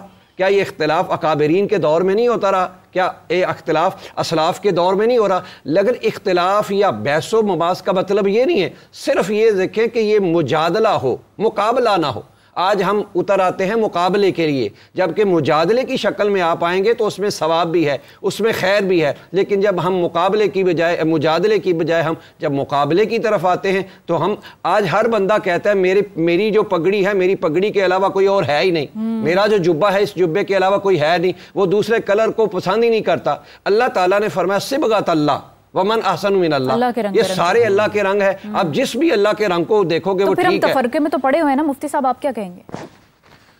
دیکھیں یہ ہے نا، مجھے اچھا نہیں لگ رہا کہ مجھے کسی نے کہا کہ تم لوگ کیوں اختلاف کرتے ہو، تو میں کہوں تم بھی تو کرتے ہو نا، تو اس کا کیا مطلب ہوا کہ وہ بھی غلط وہ بھی غلط؟ حقیقت یہ ہے کہ اختلاف دو قسم کا ہوتا ہے، ایک ہے اختلاف کسی حدیث آیت کو سمجھنے میں اختلاف، تو وہ تو صحابہ کرام میں بھی تھا، ایک بات ایک نے یوں سمجھی، مثال دوں گا تو بات لمبی ہو جائے گی، دوسرے نے یوں سمجھی، آپ نے دونوں کو ٹھیک کہا، رسول اللہ صلی اللہ علیہ وسلم نے دونوں کو اچھا کہا۔ ایک اختلاف یہ ہے کہ حدیث اور آیت ہے مگر میں نہیں مانتا اس لیے کہ میں فلاں شخص کو فالو کرتا ہوں، اس نے نہیں مانا میں بھی نہیں مانتا، یہاں ہمیں بحث کرنی چاہیے اور اس کو ہمیں اصلاح کرنی چاہیے، یہ ایک چیز ہے ہمارے اندر، ہمیں اس کی اصلاح کرنی چاہیے۔ تو ابھی عوام حکمرانوں کو برا کہتی ہے اور حکمران عوام کو نہیں، ہر ایک کو اپنی اصلاح کی ضرورت ہے۔ رسول اللہ صلی اللہ علیہ وسلم فرماتے ہیں جو قوم، ابن ماجہ کی حدیث ہے، جو قوم ماپ تول میں کمی کرتی ہے ان کو 3 سزائیں ملتی ہیں۔ نمبر 1، ان کی اجناس کی کمی ہو جاتی ہے، پاکستان اس وقت زرعی ملک ہونے کے باوجود دالیں، کاٹن، چینی، گندم سب باہر سے منگوا رہا ہے، تیل باہر سے آ رہا ہے۔ نمبر 2، وہاں مہنگائی بڑھ جاتی ہے اور بڑھ رہی ہے۔ نمبر 3، وہ جور سلطان علیہم، ان پر ظالم حکمران مسلط کر دیے جاتے ہیں۔ سمجھا آپ؟ اب کس کا قصور نکالیے گا؟ تو ہمیں حکمرانوں سے شکایت اپنی جگہ پہ، ان کو اپنی اصلاح کرنی چاہیے، اور ہمیں اپنے جو ماپ تول کی کمی ہے، میں آفس جاتا ہوں لیٹ اور آتا ہوں جلدی اور پیسے پورے لیتا ہوں، یہ ماپ تول کی کمی ہے، یہ صرف دکاندار کا مسئلہ نہیں ہے۔ آپ جوتی گنوانے کے لیے جاتے ہیں، مرمت کروانے کے لیے جاتے ہیں، تو اس کی کوشش ہوتی ہے کہ میں زیادہ سے زیادہ پیسے لوں اور تھوڑی تھوڑی محنت کروں، تو پورے معاشرے کی ہڈیوں میں رچ بس گئی ہے بے ایمانی۔ اس کو ہم ہر لیول پر اس کی قانون کیوں بنائے جاتے ہیں؟ اسی لیے بنائے جاتے ہیں نا، انفرادیت کو درست کرنے کے لیے۔ قوانین جو ہوتے ہیں وہ خود وہ سبوٹائز ہو جاتے ہیں۔ المیہ یہ ہے کہ ہمارے ہاں اب معاملات اس حد تک بگڑ گئے ہیں کہ ہم خرابی کو خرابی نہیں سمجھتے۔ یہ ابھی کل کی بات ہے، میں نے ایک ڈی ایس پی سے کہا، میں نے کہا آپ نے میرے عزیزوں سے 10 لاکھ روپے رشوت بھی لے لی ہے اور آپ نے ان کا کام بھی نہیں کیا، کوئی شرم کریں۔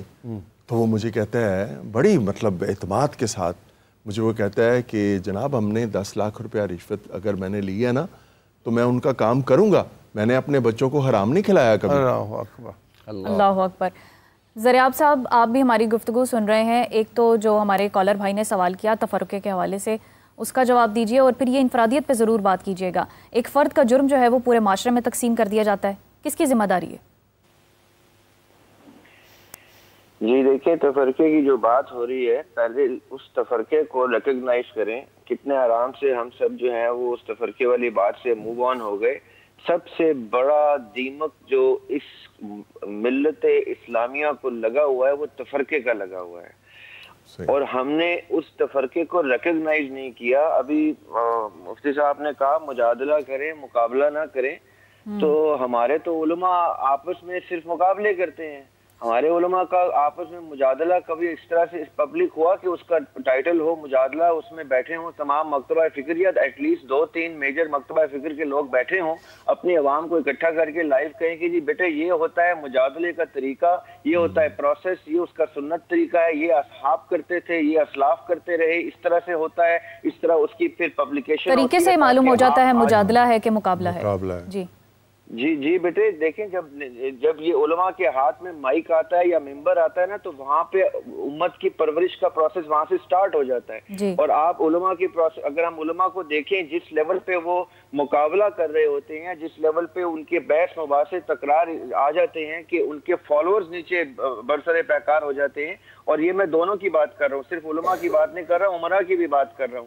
ہمارے اسٹیج پہ جب ہمارا کوئی بھی پولیٹیشین چڑھتا ہے تو پہلے وہ دوسرے شخص کی جب تک 1-2 گھنٹے اس کی تضحیق نہیں کر لیتا، اس کو ذلیل نہیں کر لیتا پوری عوام کے سامنے، اس کو ایکسپوز کر کے پتہ نہیں کیا سے کیا نہیں بنا دیتا، تب تک اس کی اپنی تقریر شروع نہیں ہوتی، اور اس کے اپنی تقریر میں کوئی مینیفیسٹو، کوئی ایجنڈا نہیں ہوتا، ایجنڈا ہی دوسرے کو ملائن کرنا ہوتا ہے۔ یہی ہمارے علماء بھی کرتے ہیں، یہی ہمارے سیاسی لیڈر بھی کرتے ہیں، اور مزے کی بات کہ جب ان دونوں کا پھر آپس میں موازنہ ہوتا ہے، اگر کوئی اسلامک یا ریلیجس لیڈر جب ان کے اوپر تنقید کی نگاہ سے کوئی گفتگو کرتا ہے جو سیاسی لیڈران ہیں، تو وہ سارے سیاسی لیڈران جو ہیں اس شخص کو جو ان سے ہر لحاظ میں بہتر تعلیم دے رہا ہے اس شخص کو ملائن کرنا شروع کر دیتے ہیں، اور ایک پوری جلغار آ جاتی ہے اس کے خلاف۔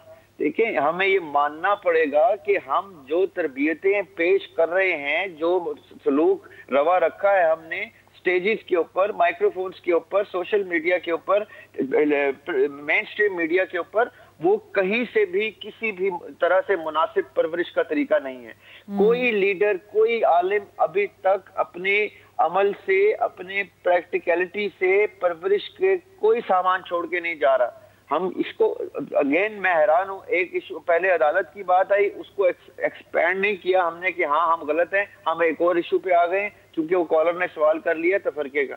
تو اب کالرز کو بھی آپ جو آپ کو سن رہے ہیں ان کو کہیں کہ اب آپ نے کوئی ٹاپک سے ہٹ کے سوال نہیں کرنا، جب تک ایک ٹاپک کو ایکسپوز کر کے ہم ریالٹی سامنے نہیں رکھتے۔ ہمارے ساتھ سیاسی لیڈران بھی آ رہے ہیں آہستہ آہستہ پروگرام میں، ہم ان سے کوئی نہ کوئی چیز عمل میں کروانے کا تہیہ نہیں کرواتے، ان سے یہ چیز، ان کے ایک وہ ریپرزینٹیٹیو ہیں قوم کے مینڈیٹ کا، وہ جب تک آپ کے سامنے ہم نے اس لیے بلائے ہیں پروگرام میں، باری باری آگے بھی بلائیں گے تاکہ وہ آپ کے سامنے ایڈمٹ کریں کہ کہاں کہاں اس پورے فریم ورک میں غلطی ہے، کہاں ان کے لیڈر سے ہوئی، کہاں دوسرے لیڈر سے ہوئی۔ بالکل زریاب صاحب، ہم اس کی کوشش پوری کر رہے ہیں۔ بٹر صاحب آپ بتائیں گے، پھر آپ ایڈمٹ کریں گے، آج ہم آپ سے کوئی نہ کوئی تہیہ کروا کے بھیجیں گے آپ کو۔ جس دن میں نے حلف اٹھایا تھا اس دن تہیہ کر چکا تھا۔ دیکھیں، میں پھر بات کروں گا کہ انڈیویجولزم کی بات ہو رہی ہے، فرادی طور پہ ہم بینگ معاشرہ، بینگ سوسائٹی فیل ہو چکے ہیں، اس میں ساری وجوہات بھی ہماری اپنی ہیں۔ سب سے بڑی بات ہے کہ ہم پڑھتے نہیں ہیں۔ میں گزارش کروں گا کہ میں ہمیشہ کہتا ہوں کہ اسلام ایک مکمل ضابطہ حیات ہے، it's the code of conduct. Quran کے اندر دنیا اور اخروی ہر مسئلے کا مفصل حل موجود ہے۔ بالکل صحیح۔ ابھی ہمارے پاس اور رستے بھی ہیں، جو پرابلمز 1400 سال پہلے نہیں تھی آج وہ بھی ہمیں ملتی ہیں، اس پہ ہم اجتہاد کر سکتے ہیں، پر ہم نہیں کرتے۔ اجتہاد اس معاشرے کے لیے انتہائی اہم چیز ہے۔ دوسری چیز آ گئی ایتھکس کا سبجیکٹ۔ اسلام ہمارا کس طرح پھیلا؟ ڈنڈے کے زور پہ تو نہیں پھیلا، اخلاقیات کے اوپر، نبی پاک کا اسوہ حسنہ، اسی وجہ سے اسلام پھیلا کہ ان کا اخلاق اچھا تھا، ان کے بارے میں لوگ بات کرتے تھے۔ میرا یہ کویسچن ہوگا، آپ مجھ سے بڑے ہیں، کہ کتنے ایسے اسکول کالجز یونیورسٹیز ہیں، چلے کتنے اسکول کالجز یونیورسٹی ایسے ہیں جہاں پہ ایتھکس کا سبجیکٹ پڑھایا جا رہا ہے، تربیت دی جا رہی ہے۔ وہ تو آپ نے پہلے دیکھیں، ایک زمانے میں تعلیم و تربیت جڑے ہوئے لفظ ہوتے تھے، اب صرف تعلیم رہ گئی ہے، تربیت تو بالکل۔ میں نے انجینئرنگ میں گریجویٹ کیا ہے، بٹر صاحب میں نے انجینئرنگ میں گریجویٹ کیا ہے، اور ہمیں ایتھکس پڑھائے گئے، لیکن انجینئرنگ کے میں نے گورنمنٹ کالج سے میری ڈگری ہے، میں راویان ہوں، اور الحمدللہ ہم نے پراپر ایتھکس کا 1 سال کورس پڑھا ہے، اور ہمیں پڑھ کے مطلب بڑی چیزوں کا ایسا جو اندازہ بالکل ہم نہیں کر سکتے وہ میں آپ کو بتانے لگوں کہ میں نے کیا کیا ہے۔ میں نے ایک ریزولوشن موو کیا ہے کہ جو ہمارا نصاب ہے نا، جو پرائمری کلاسز ہے، ان میں ایتھکس کا کورس کمپلسری کر دیں، اسے بڑا بنیادی فرق بچوں کے اندر، ہماری تربیت کے اندر آ جائے گا۔ باقی ہمیں اپنی جو پرابلمز ہیں نا ان کو 1 2 3 کیٹیگرائز کرنا پڑے گا۔ ہمارا بہت بڑا مسئلہ ہے پاپولیشن کا، ہم اس طرف بات نہیں کرتے۔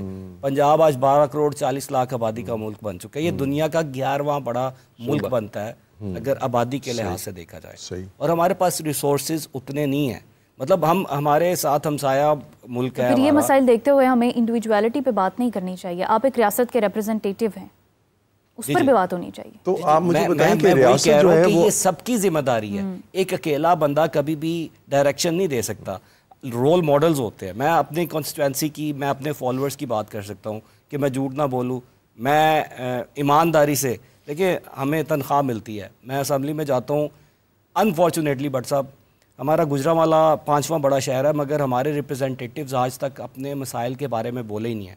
اللہ نے مجھے موقع دیا، میں 1 سال میں 48 دفعہ فلور آف دا ہاؤس پہ گجرانوالہ کو ریپرزینٹ کر چکا ہوں۔ میں نے سنا آپ کو۔ ہاں جی، تو ایسی چیزیں دیکھیں، میں ایک چیز سوچتا ہوں کہ میں نے جو کمانا ہے نا، اس کو میں حلال کر کے کماؤں۔ میں دوسری چیز کیا سوچتا ہوں کہ رات کو سونے سے پہلے میں یہ سوچتا ہوں کہ شاید کل اس بیڈ کے اوپر میں نہ ہوں، اور میرے بعد دنیا کیسی ہوگی۔ اس سے خود احتسابی کا عمل بھی آ جاتا ہے، اور میں بہت سارے نہ کردہ گناہوں سے بھی بچ جاتا ہوں، نیت صاف ہو جاتی ہے۔ ہم لوگ ڈائریکشن دے سکتے ہیں، میرے پاس ایسی ایگزامپلز ہیں۔ ہمارے جو علماء ہیں وہ سوسائٹی کو ڈائریکشن دیتے ہیں۔ مولوی عبدالرحمان صاحب ہیں ایک ہمارے، میں کسی اور فرقے سے ہو سکتا ہوں، وہ کسی اور فرقے سے جی، مگر اکراس دا بورڈ ان کی عزت ہے۔ کیونکہ وہ مانگتے نہیں ہیں، وہ مزدوری خود کرتے ہیں۔ انہوں نے اپنی بکری رکھی ہوئی ہے، گائے رکھی ہوئی ہے، خود جاتے ہیں، اس کا چارہ لے کے آتا ہے، کاٹتے ہیں اور اپنا گزر بسر کر رہے ہیں۔ ہمارے معاشرے میں بہت ساری ایسی ایگزامپلز ہیں جن کو انڈکٹیو ریزننگ کے اوپر، دیکھیں انڈیویجول سے ہم سوسائٹی پہ کولیکٹیو پہ جائیں گے نا، اگر ہم کیسے جائیں گے؟ کون سا برج ہے وہ؟ نہیں، برج نہیں ہے، مطلب ہمارے کردار ہی ہیں، ہم کرداروں کو ہی فالو کر کے بہتری کی طرف جا سکتے ہیں۔ مطلب آپ بینگ ریاست، اگر آپ ٹوٹل ریاست، میں نہیں، لیکن ریاست کو چلانے کے لیے پھر یہ اتنے چھوٹے سطح پر کردار تو کام نہیں آئیں گے نا، وہ تو پھر حکمرانوں کا کردار ہے۔ حکمرانوں کا کردار دیکھیں، میں اگزامپل دیتا ہوں عمران خان کی، مطلب جو قوم بننے کے لیے اسینشیل چیزیں ہیں نا وہ پرووائڈ کر دی گئی ہیں، مطلب لوگ اب کویسچن کرنے لگ پڑے ہیں، ہم سے لوگ کویسچن کرتے ہیں، میں اپنی بات کرتا ہوں، ہم پہ تنقید ہوتی ہے، ہم تنقید کا جواب بھی دیتے ہیں، لوگ ہم سے پوچھتے ہیں، تو میں وہی بات کر رہا ہوں کہ میں اکاؤنٹیبل جب تک خود کو نہیں ٹھہراؤں گا، معاشرے کی بہتری نہیں ہو سکتی۔ اور جو سسٹم کے اندر فلاز ہیں، بہت بہتری کرنے کی ضرورت ہے۔ میں وہ بتا رہا ہوں نا، پرابلمس کو جب تک ہم پوائنٹ آؤٹ نہیں کریں گے اور پھر ہم اس کا solution, we always talk about the problems, we never talk about the solutions. ہمیں اب مسائل کے حل کی طرف جانا چاہیے، ہم یہ بہتری کر سکیں گے تو چیز۔ مثال دیتا ہوں آپ کو، ایک بیکری کا ہمارے پاس، میں نے دیکھا کہ ہماری جو بیکری ہے نا، یہ ایک انڈسٹری بن چکی ہے، اور اس کی جو ایک کیلکولیشن ہے کسی ریسرچ کے مطابق 42.5 بلین ڈالرز ہے per annum in Pakistan, 42.5 billion dollars, اور چائنا کے ساتھ ہماری bilateral trade it's 86.3 billion dollars, اس سے آدھی ہماری بیکری انڈسٹری ہے، اور وہ بھی ٹیکس نیٹ میں نہیں ہے۔ ہمارا دیکھیں نا رجحان قوم کا کس طرف بن چکا ہے، قوم کا یا حکمرانوں کا؟ قوم کا۔ یہ دیکھیں حکمرانوں کا کام، میں کیوں ہم ریاستی سطح پر مانگتے نہیں ہیں؟ نہیں، ہم ریاستی سطح پہ چلے، وہ اللہ معاف کرے وہ چیزیں اس طرح سی ہیں، مطلب ہم مانگنے نہیں جاتے پر لوگ سمجھ لیتے ہیں کہ ہم مانگنے جا رہے ہیں۔ ہمیں بینگ سوسائٹی پہلے اپنی بہتری کریں گے تو ہی کوئی بھی ایسی گورنمنٹ ریاست نہیں آئی جس نے کشکول نہ پھیلایا ہو۔ صحیح۔ حافظ صاحب، زریاب صاحب نے جو ہے وہ ایک مفصل اس کے اوپر بیان کیا تفرقے کے حوالے سے، تو علماء کرام کا جو کردار ہے وہ تو ایک پیج پر لانے والا ہونا چاہیے، تو قوم کے کیسے پھر رول ماڈل جو ہے وہ ہو سکتے ہیں؟ دیکھیں نا جی، بات وہی ہے جو میں نے ابھی پہلے کی تھی، اور میری ہی بات کو ضیاء صاحب نے کہا تھا، ہم اس کو بات کو کیوں نہ مجادلہ کے طور پہ لائیں۔ اس کے اندر مین جو کام خراب کرنے والی بات ہے، یہ 10 12 2 بار 3 تیسری چوتھی بار یہ بات کو دوبارہ دہرایا جا رہا ہے، اس کے پیچھے گورنمنٹ کا ریاست کا سب سے بڑا ہاتھ ہے۔ اگر ریاست چاہے تو ایک پلیٹ فارم پہ لایا جا سکتا ہے۔ کوئی کسی بھی قسم کا مسئلہ آتا ہے، ریاست کے جو حکمران ہیں من پسند لوگ لائے جاتے ہیں، دیکھا جاتا ہے، فیصلہ لے علماء بھی جی من پسند علماء لائے جاتے ہیں۔ ہمارے سامنے کتنے نام ہیں، نام لے سکتا ہوں۔ اب میں نہیں کہتا، میں ایک دعوے سے کہتا ہوں پاکستان کی ایک ایسی شخصیت ہے مفتی منیب الرحمان صاحب، کوئی بتا کے دیکھے انہیں کبھی ٹی اے ڈی اے لیا ہو، میں آپ کے پورے فارم میں یہ سما کے چینل کے پورے لائیو بتا رہا ہوں، کوئی ٹی اے ڈی اے لیا ہو، وہ پیسہ لیتا ہو۔ آج کیا یہ سارا کیوں اس کو پیچھے کیا گیا؟ اس کے پیچھے محرکات تھے، اس کے پیچھے اسباب تھے۔ اگر آپ جب انہوں نے کہا تھا، گورنمنٹ کہہ رہی تھی کہ آپ اعلان کریں، صحافی کہہ رہے تھے اعلان کریں، آپ نے اپنے آنکھوں سے دیکھا تھا، سارے صحافی تھے اور ٹیبل ٹاک ہو رہی تھی اور کانفرنس پریس میڈیا چل رہی تھی، انہوں نے مائک پیچھے کیا تھا۔ اصل بات یہ ہے، وہ جب تک آپ اپنے من پسند فیصلے جو سائٹ پہ نہیں نہ کریں گے تب تک یہ کام نہیں ہوگا۔ وقت حضرت سیدنا فاروق اعظم کا دور دیکھیں، حضرت فاروق اعظم رضی اللہ تعالیٰ خلیفۃ المسلمین ہے، اگر قاضی ہے، قاضی بلاتا ہے تو جناب حضرت سیدنا فاروق اعظم بالکل اکیلے جاتے ہیں اور فرماتے ہیں کہ میری ذمہ داری ہے۔ یہاں کیا ہے، یہاں اگر قاضی صاحب نے یا چیف جسٹس صاحب نے بلایا ہے، کسی ایک کو بلایا ہے تو پورے کا پورا پاکستان اس اپنے ساتھی کے ساتھ جا رہا ہے اور پورے کا پورا لشکر جا رہا ہے، پوری کی پوری فوج اس کے ساتھ جا رہی ہے۔ یہاں ایک کو نہیں حل کرنا، سسٹم کو کرنا پڑے گا، سب کو مل کر کرنا پڑے گا۔ اور اس میں سب سے زیادہ اہم کام کس کا ہے؟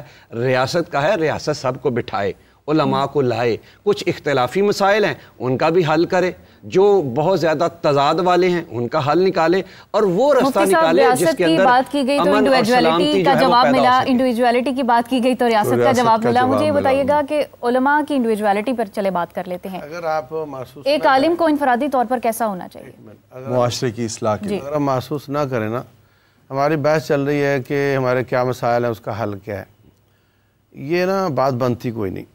رسول اللہ صلی اللہ علیہ وسلم نے ہم سے زیادہ مسائل کو فیس کیا، یعنی پیٹ پہ پاکستان میں کوئی ایک بھی ہے جو پیٹ پہ پتھر باندھتا ہو؟ آپ نے باندھے؟ یہاں سے لے کر اس لیول تک لے گئے کہ کوئی زکوٰۃ لینے والا نہیں تھا۔ تو ان کی سیرت میں تو سارے حال ہیں جس میں ہم سر پھٹور رہے ہیں یہاں پہ بیٹھے، ہم جو چاہ رہے ہیں اس میں تو سب کچھ ہے۔ ایک چیز ایڈ کرنی پڑے گی جو آپ نے کی تھی کہ ہمیں ان نئے مسائل میں اجتہاد کرنا چاہیے، بالکل کرنا چاہیے۔ یعنی 95% تو سیرت ہی آپ کے مسائل حل کر دے گی، اور 5% پہ آپ کو نئے مسائل میں اجتہاد کرنا پڑے گا۔ تو یہ ایک مختصر ایک حل ہے تمام مسائل کا۔ انہوں نے جو کچھ کیا ہمیں وہ کرنا چاہیے، اور اس میں جو جس کی کمزوری نظر آتی ہے اس کو اپنی کمزوری کو دور کرنا چاہیے۔ انہوں نے حل کر کے اور کئی صدیوں تک اس کو امپلیمنٹ کر کے ہمیں دکھا دیا، اور مسلمان ایک دم آدھی دنیا سے زیادہ پہ حکمران رہے۔ اب ہم پھر اس کو سوچ رہے ہیں کہ ہمارے مسائل کیا ہیں اور اس کو حل کیسے کر سکتے ہیں۔ نیت ہوگی تو کریں گے۔ ہاں تو پھر یہ کہیں نا کہ نیت چاہیے ہمیں، اب یہ نہ کہیں کہ مسائل کیا اور حل کیا ہے۔ انڈیویجول ہوں یا جماعتی اعتبار سے ہوں یا ملکی اعتبار سے ہوں یا انٹرنیشنل ہوں، سارے مسائل کا حل رسول اللہ صلی اللہ علیہ وسلم نے کیا، کر کے دکھایا، اور صرف ایک لمحے کے لیے نہیں، کئی صدیوں پر محیط کر کے دکھایا، اور وہ مسلمانوں نے اس کو چھوڑا۔ ایک کتاب لکھی ہے، انڈیا کے عالم دین تھے علی صاحب، علی ندوی رحمہ اللہ نے، عربی میں اس کا نام ہے ماذا خسر العالم بانحطاط المسلمین، کہ مسلمانوں نے جو ڈنڈا ان کے ہاتھ میں تھا، جب انہوں نے جو غیروں کو پکڑا دیا، اس سے دنیا کفر کو کتنا نقصان ہوا۔ یعنی مسلمان کے ہاتھ میں تھا تو کافر کو بھی انصاف ملتا تھا، جب انہوں نے ان کو دے دیا تو پھر جب چوروں کے ہاتھ میں ڈنڈا آئے گا تو پھر انصاف کہاں سے ملنا ہے۔ اس کا نقصان عالم اسلام کو ہوا اور عالم کفر کو بھی ہوا۔ تو اپنی قیادت کی طرف واپس آنا چاہیے۔ مفتی صاحب، آپ نے اختیار کی بات کی، پھر اس سے پہلے آپ نے نیت کی بات کی، بات تو پھر کردار کی آ جاتی نا۔ ایک عالم ہونے کی حیثیت سے، ریاستی عمرہ ہونے کی حیثیت سے، جب آپ کا کردار اتنا مضبوط ہوگا تو پھر نیچے جو عوام ہیں، نیچے جو لوگ ہیں، ان میں بھی وہ نیت ڈیولپ ہوگی، وہ بھی کردار ڈیولپ کر سکیں گی۔ یہاں پر جو ہے میں زریاب صاحب کا پوائنٹ بھی ایڈ کرنا چاہوں گی، وہ کچھ کہنا چاہ رہے ہیں۔ جی زریاب صاحب۔ جی اب لیکن آپ لوگوں نے ذرا تحمل سے دل پہ پتھر رکھ کے میری گفتگو سننی ہے، کیونکہ ابھی ہمارے جو بھائی بیٹھے ہوئے ہیں جو سیاست کو ریپرزینٹ کر رہے ہیں، انہوں نے ایک بات کر دی ہے کہ اخلاقیات کی انہوں نے بات کی. اب ہم دیکھیں، آپ بہت تحمل سے میری بات سنیے گا، کیونکہ اس ٹائم آپ کو لوگ سن رہے ہیں، ہم سب کو. میں تھوڑا سا آپ کو ریئلسٹک گفتگو کروں گا، یہ خیالی گفتگو نہیں کروں گا. آپ نے عمران خان صاحب کا نام لیا. عمران خان صاحب وہ ہستی ہے جنہوں نے آ کے عوام کے اندر کرٹیکل تھنکنگ کا کانسیپٹ اسٹیبلش کیا. یہ دیکھیں میں کریڈٹ دے رہا ہوں، اور میں بڑے فخر سے کریڈٹ دے رہا ہوں، کیونکہ ہمارے ہی بھائی ہیں، ہمارے بڑے ہیں، ہمارے ہی لیڈر ہیں، ہماری قوم کے شخص ہیں. انہوں نے کرٹیکل تھنکنگ کا ایلیمنٹ اجاگر کیا. ہم سب نے لبیک کہا، پوری قوم نے کہا ٹھیک ہے جی کرٹیکل تھنکنگ ہونی چاہیے. ہم نے اپنے لیڈران کو کرٹیک کیا، اور جیسے ہی ان کی حکومت آئی انہوں نے مولانا طارق جمیل کو اپنے ساتھ جوائن کیا. تو ہوا کیا تھا اس ٹائم، ایک سیاسی حکومت کے ساتھ علماء برادری کا ایک شخص جوائن ان ہوا. جیسے ہی وہ جوائن ان ہوا تو پورے جتنے علماء تھے انہوں نے ان کے خلاف، مولانا طارق جمیل کے خلاف ایک تحریک شروع کر دی کہ یہ تو سرکاری مولوی بن گئے ہیں، یہ تو سرکاری عالم بن گئے ہیں. ان کی تحریک شروع ہوئی. وہ بیچارے اس سے سائڈ پہ ہوئے اور ان کو ہٹنا پڑا، اس پورے اپنے سٹینڈ سے ہٹنا پڑا. وہ ابھی اپنے زخموں کے اوپر مرہم رکھ رہے تھے. تو پیچھے کیا ہوا کہ جس شخص نے کرٹیکل تھنکنگ سکھائی ہوئی تھی، جیسے اس کے خلاف کسی نے کرٹیک شروع کیا تو اس کو رگڑنا شروع کیا. میں نام لے کے بتا رہا ہوں. پہلے مولانا طارق جمیل کو علماء برادری نے ڈس اون کیا گورنمنٹ کو جوائن کرنے کی وجہ سے، گورنمنٹ کے ساتھ ہاتھ ملانے کی وجہ سے. جیسے وہ اترے، اس کے بعد ہمارے سامنے دیکھتے دیکھتے کیا ہوا کہ ساحل ادیم نے کہیں کرٹیک کر دیا عمران خان کی پارٹی کے اوپر، تو پی ٹی آئی نے ان کو ٹرول کرنا شروع کر دیا. پی ٹی آئی نے اخلاقیات کی دھجیاں بکھیر دی. اس کے بعد ہمارے سامنے یہ ریسنٹ واقعہ انجینئر محمد علی مرزا کا ہے. انہوں نے پی ٹی آئی کو کرٹیک کیا تو پوری صحافی برادری ان کو رگیدنا شروع کر دیا. انہوں نے ایک کے بعد ایک. اور اس دوران بھی انجینئر محمد علی مرزا کو ڈیفینڈ کرنے کے لیے علماء کی برادری ساتھ اکٹھی نہیں ہوئی کہ یہ اللہ نبی کا نام لینے والا شخص ہے، اس کے خلاف پولیٹیکل پارٹی کیوں کھڑی ہو گئی. ایسے کوئی کسی کا ساتھ نہیں دے رہا، اور علماء کے ساتھ وہ لڑائیاں شروع کر دی. انڈیویجوالٹی تو یہاں پر آپ نے پوائنٹ آؤٹ کی ہے ذریعہ صاحب. جی میں نے کہا انڈیویجوالٹی تو یہاں پر شو ہو رہی ہے.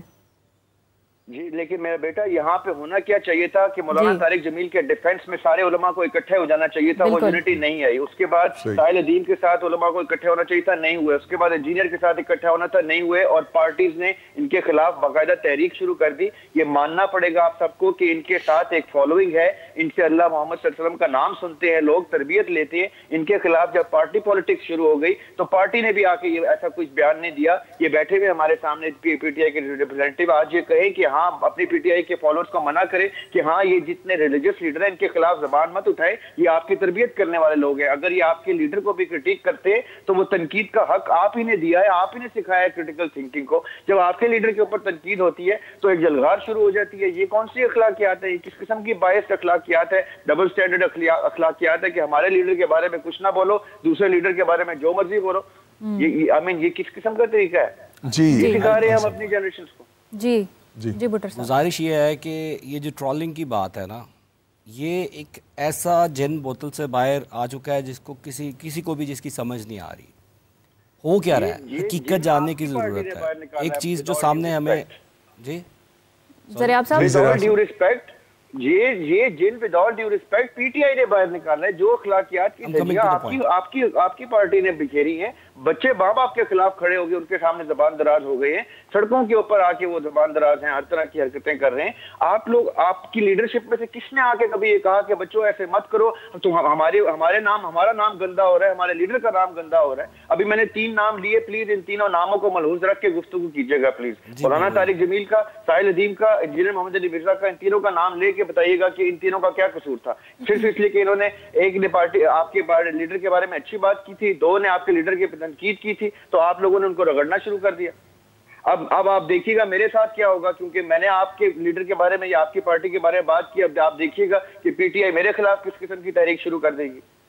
میں وہی گزارش کرنے لگا تھا کہ ہمیں مسئلے کو پہلے بانپنے اور جاننے کی ضرورت ہے. سوشل میڈیا ٹرولنگ جو ہوتی ہے نا، یہ اکثر ہم لوگ بھی دیکھتے ہیں کہ اس میں بیشتر اکاؤنٹس جو ہوتے ہیں فیک ہوتے ہیں، اور ان کے سرورز جو ہوتے ہیں وہ باہر بیٹھے ہوتے ہیں، یا ایون دوسری پارٹیز کا ایک پروپیگنڈا ڈپارٹمنٹ ہوتا ہے جو پی ٹی آئی کا جو فیس ہے اس کو ملائن کرنے کے لیے مطلب اس چیز کو یوز کرتا ہے. یہ ٹرولنگ کی بات کر رہا ہوں. اگر آپ پرٹیکولرلی کسی کی ذات یا جن 3 حضرات کی بات ہو رہی ہے ان کے بارے میں بات کریں گے، ہماری پارٹی ایک پراپر میکانزم کے ساتھ چلتی ہے اور پارٹی کا ہر چیز کے اوپر، ہر نقطے کے اوپر ایک بیانیہ اور ایک سٹیٹمنٹ آتا ہے. اگر پارٹی کے کسی اسپوکس پرسنس کی طرف سے یا جو ریپرزینٹیٹیو ہے اس کی طرف سے میڈیا کے اوپر کسی کی ٹرولنگ ہوئی ہے تو پھر واقعی ہم اس چیز کا جواب دینے کے لیے تیار ہیں. اور ہم تو پہلے ہی ہمارے لیڈر نے ہمیں سکھایا کہ امر بالمعروف و نہی عن المنکر، اور ہم واقعی ہی تنقید برداشت کرتے ہیں. تو میرا تو صرف یہی ہے کہ یہ جو بے وجہ ہر چیز ایسوسیٹ کر دی جاتی ہے، آج کل بھی ہم دیکھ رہے ہیں ایسی چیزیں ہوتی ہیں جو فیک ناموں کے ساتھ بے وجہ ایسوسیشن کی خبر آپ کو کیوں نہ ہوئی؟ نہیں، ہمیں خبر ہوتی ہے مگر that is not in our control. کروڑوں ایسے اکاؤنٹس چل رہے ہیں جو فیک ہیں، مطلب اس پہ ایک پالیسی بن کے مرتب ہو کوئی ریپرزنٹیٹیو اس پر جو ہے وہ عوامی سطح پر بیانیہ تو دے سکتا ہے. ذرا آپ جی ذرا آپ جی آپ فیک اکاؤنٹس کے اوپر کیوں لے کے جا رہے ہیں؟ میں نام لے کے آپ کو بتا رہا ہوں. یہ آفتاب اقبال صاحب اور عمران ریاض خان نے پوری پی ٹی آئی کی طاقت انجینئر محمد علی مرزا کے خلاف کر دی ہے. جو شخص لوگوں کی تربیت کر رہا تھا، ان کے اپنے نظریاتی اختلافات ایک طرف کے علماء کو ضرور ہوں گے ان سے نظریاتی اختلافات، لیکن وہ بچوں کی کریکٹر بلڈنگ کے اوپر کام کر رہے ہیں. ساحل الدین بچوں کی کریکٹر بلڈنگ کے اوپر کام کر رہے تھے. ان دونوں کے خلاف آپ کی یہ پارٹی کے ریپرزینٹیٹیوز ہیں یا آپ کی پارٹی کے اسپوکس مین بن کے بیٹھے ہوئے ہیں آفتاب اقبال، یا آپ کی پارٹی کے اسپوکس مین بن کے بیٹھے ہوئے عمران ریاض. ان لوگوں نے پی ٹی آئی کے نام کے اوپر کہ عمران خان کے خلاف تنقید کرنے کی جرت کیسے کی ایک مذہبی لیڈر نے؟ یہ کیا ہے کہ انجینئر کو رگڑنا شروع کیا ہے. تسلیم کریں اس چیز کو. میں نام لے رہا ہوں، آپ فیک اکاؤنٹس کی گفتگو کیوں کر رہے ہیں؟ میں بالکل اس چیز کو تسلیم نہیں کروں گا، کیونکہ وہ دونوں شخص میڈیا سے ریلیٹڈ ہے. ان کی اپنی ایک فیل فالوئنگ، ایک اپنا پرسیپشن ہے اور ہر چیز کے اوپر ان کا ایک اپنا لاجک ہوتا ہے. میں اگین بات کروں، میں آنسریبل ہوں اپنی ہی پارٹی کے کسی ریپرزینٹیٹیو یا اسپوکس پرسن کا دیا ہوا جو بیان ہے اس کے اوپر. اگر آپ کہہ رہے ہیں کہ نام یوز کر کے، مطلب کسی نے کب آ کے آفیشیلی اسٹیٹمنٹ دی کہ یہ دونوں کو آپ ڈس اون کرتے ہیں، یہ ہمارے لیڈر کا نام لے کے ایک ریلیجس لیڈر کی تصدیق مت کرے. ابھی آپ بیٹھے ہوئے، ابھی بھی آپ کہہ سکتے ہیں کہ ہاں ان کا پارٹی سے کوئی تعلق نہیں ہے. یہ ہمارے عمران خان کا نام لے کے جب کسی ریلیجس لیڈر کو جو پچھلے 10 سال سے کم از کم 15 سال سے قوم کو اللہ کا نام فروغ دے رہا ہے، اس کے ساتھ اس کی کریکٹر بلڈنگ کی پوری ایک پروفائل ہے، اس کے ساتھ یہ کرنا بند کرے. اس طرح کا کوئی بیان آتا، کوئی ٹویٹ آتی تو ایک دم سے عوام کو پتہ چلتا کہ پارٹی بیک اپ نہیں کر رہی کسی ایسے تحریک کو کہ جس میں کسی مذہبی اسکالر کے ساتھ زیادتی ہو رہی ہے، آفیشیلی ہو رہی ہے، پورے سوشل میڈیا پہ ہو رہی ہے. اگین میں پھر وہی بات کروں گا کہ اگر پرٹیکولرلی یہ کوئی ڈائریکشن یا کوئی بیانیہ ہماری پارٹی کی طرف سے جاری کیا گیا ہو تو اس پہ میرا گفتگو کرنا بنتا ہے.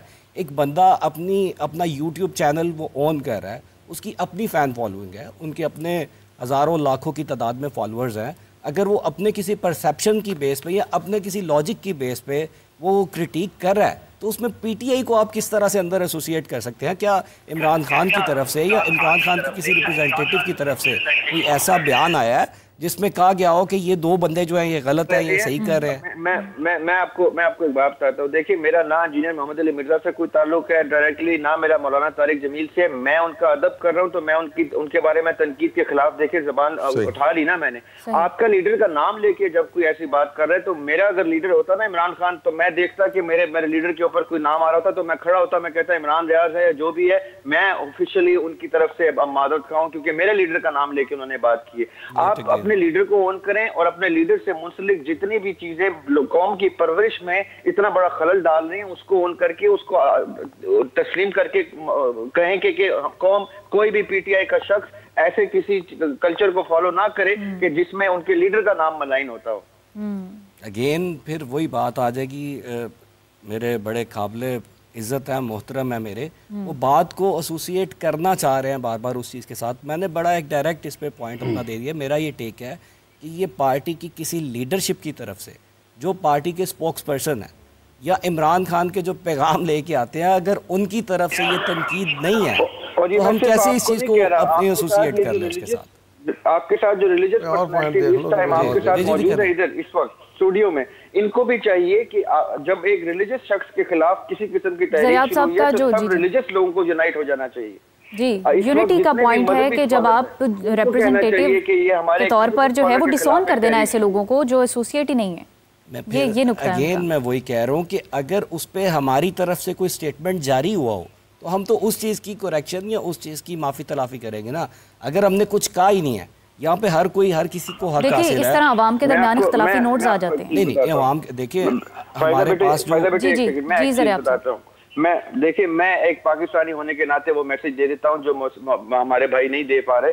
میں وہ میسج دیتا ہوں قوم کو کہ جتنے بھی ہمارے ریلیجس اسکالرز ہیں یہ آپ کی فکری نشو و نما کرتے ہیں, یہ آپ کے روحانی استاد کا درجہ رکھتے ہیں. دوبارہ ان کے خلاف کسی قسم کی کوئی الٹی سیدھی کیمپین نہیں ہونی چاہیے. جو ہمارے صحافی ہیں ان کا کام ہے صحافت کرنا, ان کا کام صحافت تک ہونا چاہیے. یہ جو پرورش کا کام ہے یہ ریلیجس اسکالرز کا کام ہے, یہ اساتذہ کا کام ہے. اس وقت اسٹوڈیو میں ریلیجس لوگ موجود ہیں جو ریلیجس ریپرزینٹیٹیو ہیں, ان کو چاہیے, میں ان کی بہاف پہ بات کرتا ہوں, یہ تو نہیں کریں گے کہ جتنے بھی لوگ اس وقت ریلیجس اسکالرز کے خلاف کسی قسم کی پولیٹیکل موومنٹ کرتے ہیں اور کسی ڈیموکریٹک پارٹی کی طرف سے ان کی طرف آتے ہیں, ان کو روکا جائے اور ان ریلیجس لیڈرز کی رسپیکٹ کی جائے. میں ان کی طرف سے آن بیہاف آف ریلیجس اسکالرز میں بات کرتا ہوں کہ اس قسم کی کوئی تحریک جو ہے وہ غلط ہے, وہ چاہے کسی سیاسی لیڈر کی طرف سے آئے یا چاہے کسی مذہبی اسکالر کی طرف سے آئے.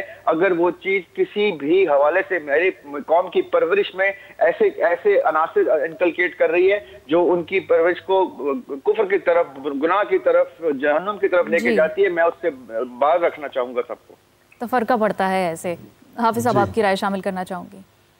دیکھیں جی, میں تو پھر بار بار وہی بات دہراؤں گا, جب تک اس کو ریاست نے ایک نہیں نہ کرنا اور اس پوائنٹ پہ نہیں جانا جس پوائنٹ کو قائد اعظم رحمۃ اللہ علیہ نے ہمیں دیا. اب انہوں نے ایک بہت بڑی اگزامپل دی کہ مولانا طارق جمیل کو جب آپ کو ضرورت تھی سپورٹ کرنے کی, آپ لوگوں نے اختلاف کیا. صاف ظاہر ہے, دیکھیں میں نے اختلاف کیا, یہی تو بات میں کہنا چاہ رہا ہوں, اور یہ بات میں نے پہلے آپ کے سے یہی تو گزارش کی تھی, شاید آپ دوبارہ اس بات کو دہرانے لگے. جب من پسند ایک پلیٹ فارم پہ بندے لائے جائیں گے, آپ کیوں نہیں اتحاد کی فضا پیدا کر رہے؟